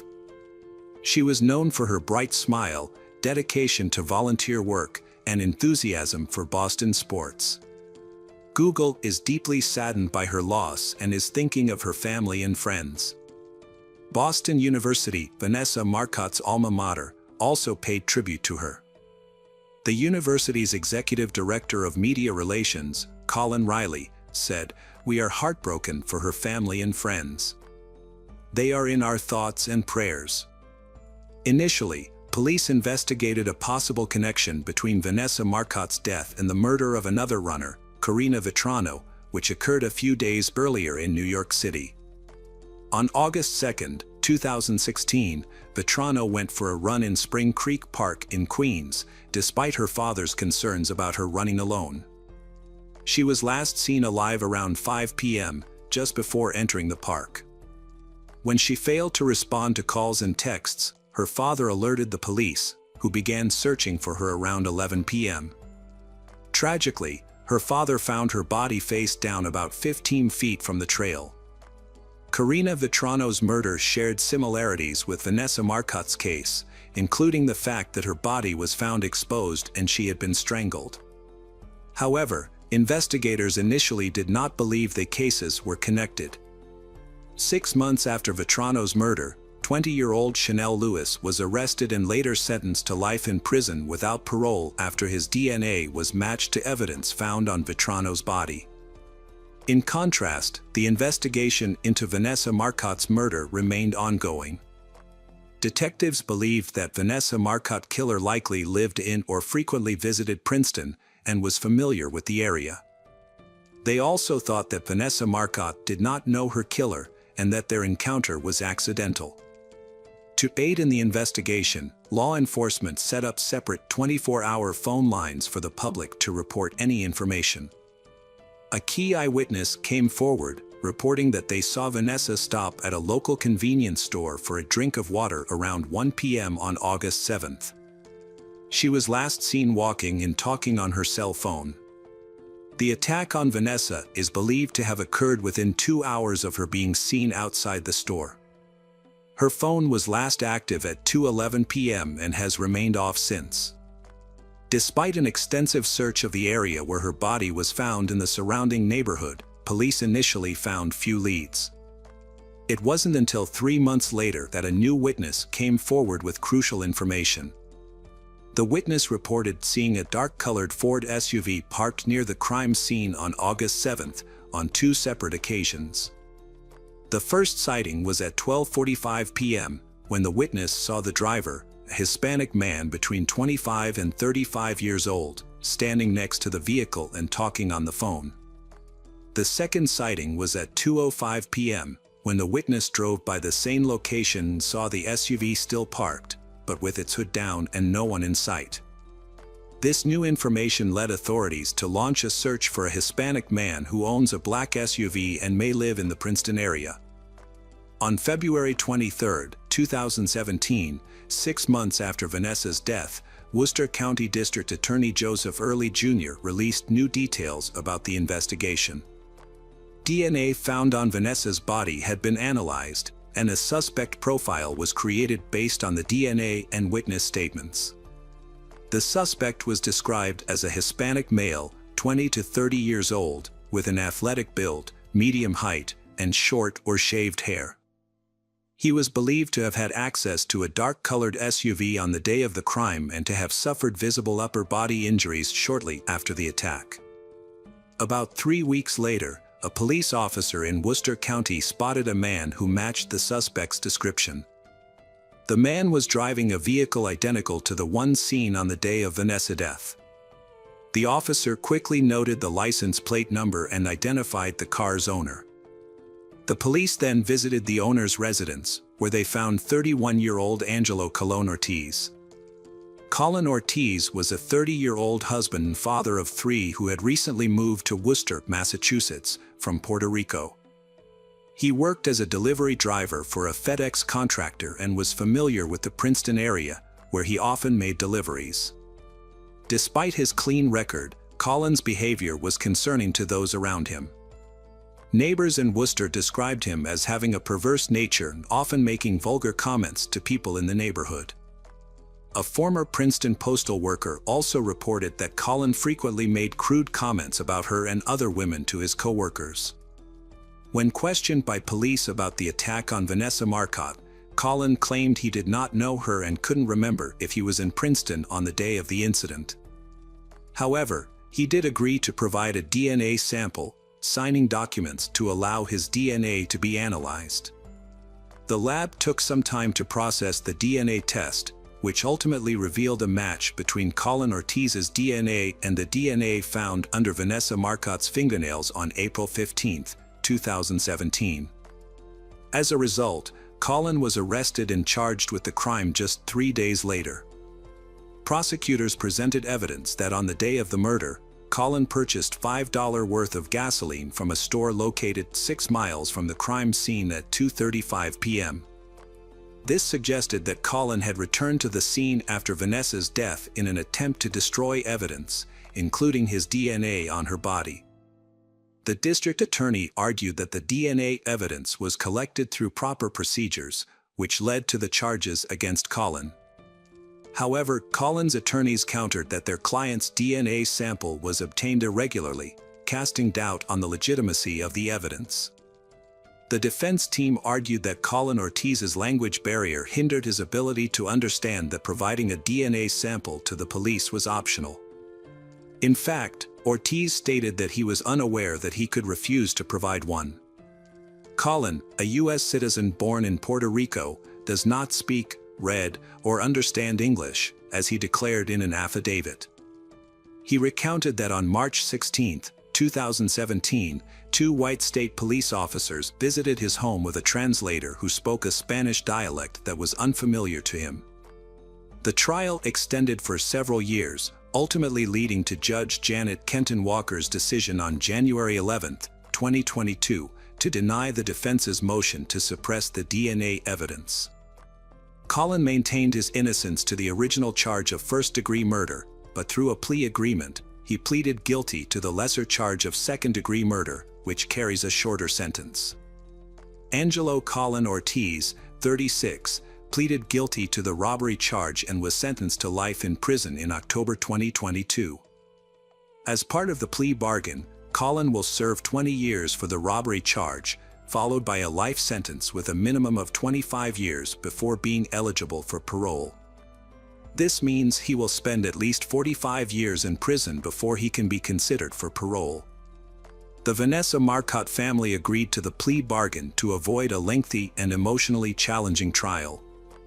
In a statement, they expressed relief that the trial ended in a way that ensures Colin will no longer be able to harm anyone. Vanessa Marcotte's father stated that he is pleased that the monster will be kept off the streets and that he will not live to see Colin's parole hearing. Colin's sentence brings closure to the Vanessa Marcotte family, who can now find some comfort in knowing that justice has been served and that Colin will be held accountable for his actions.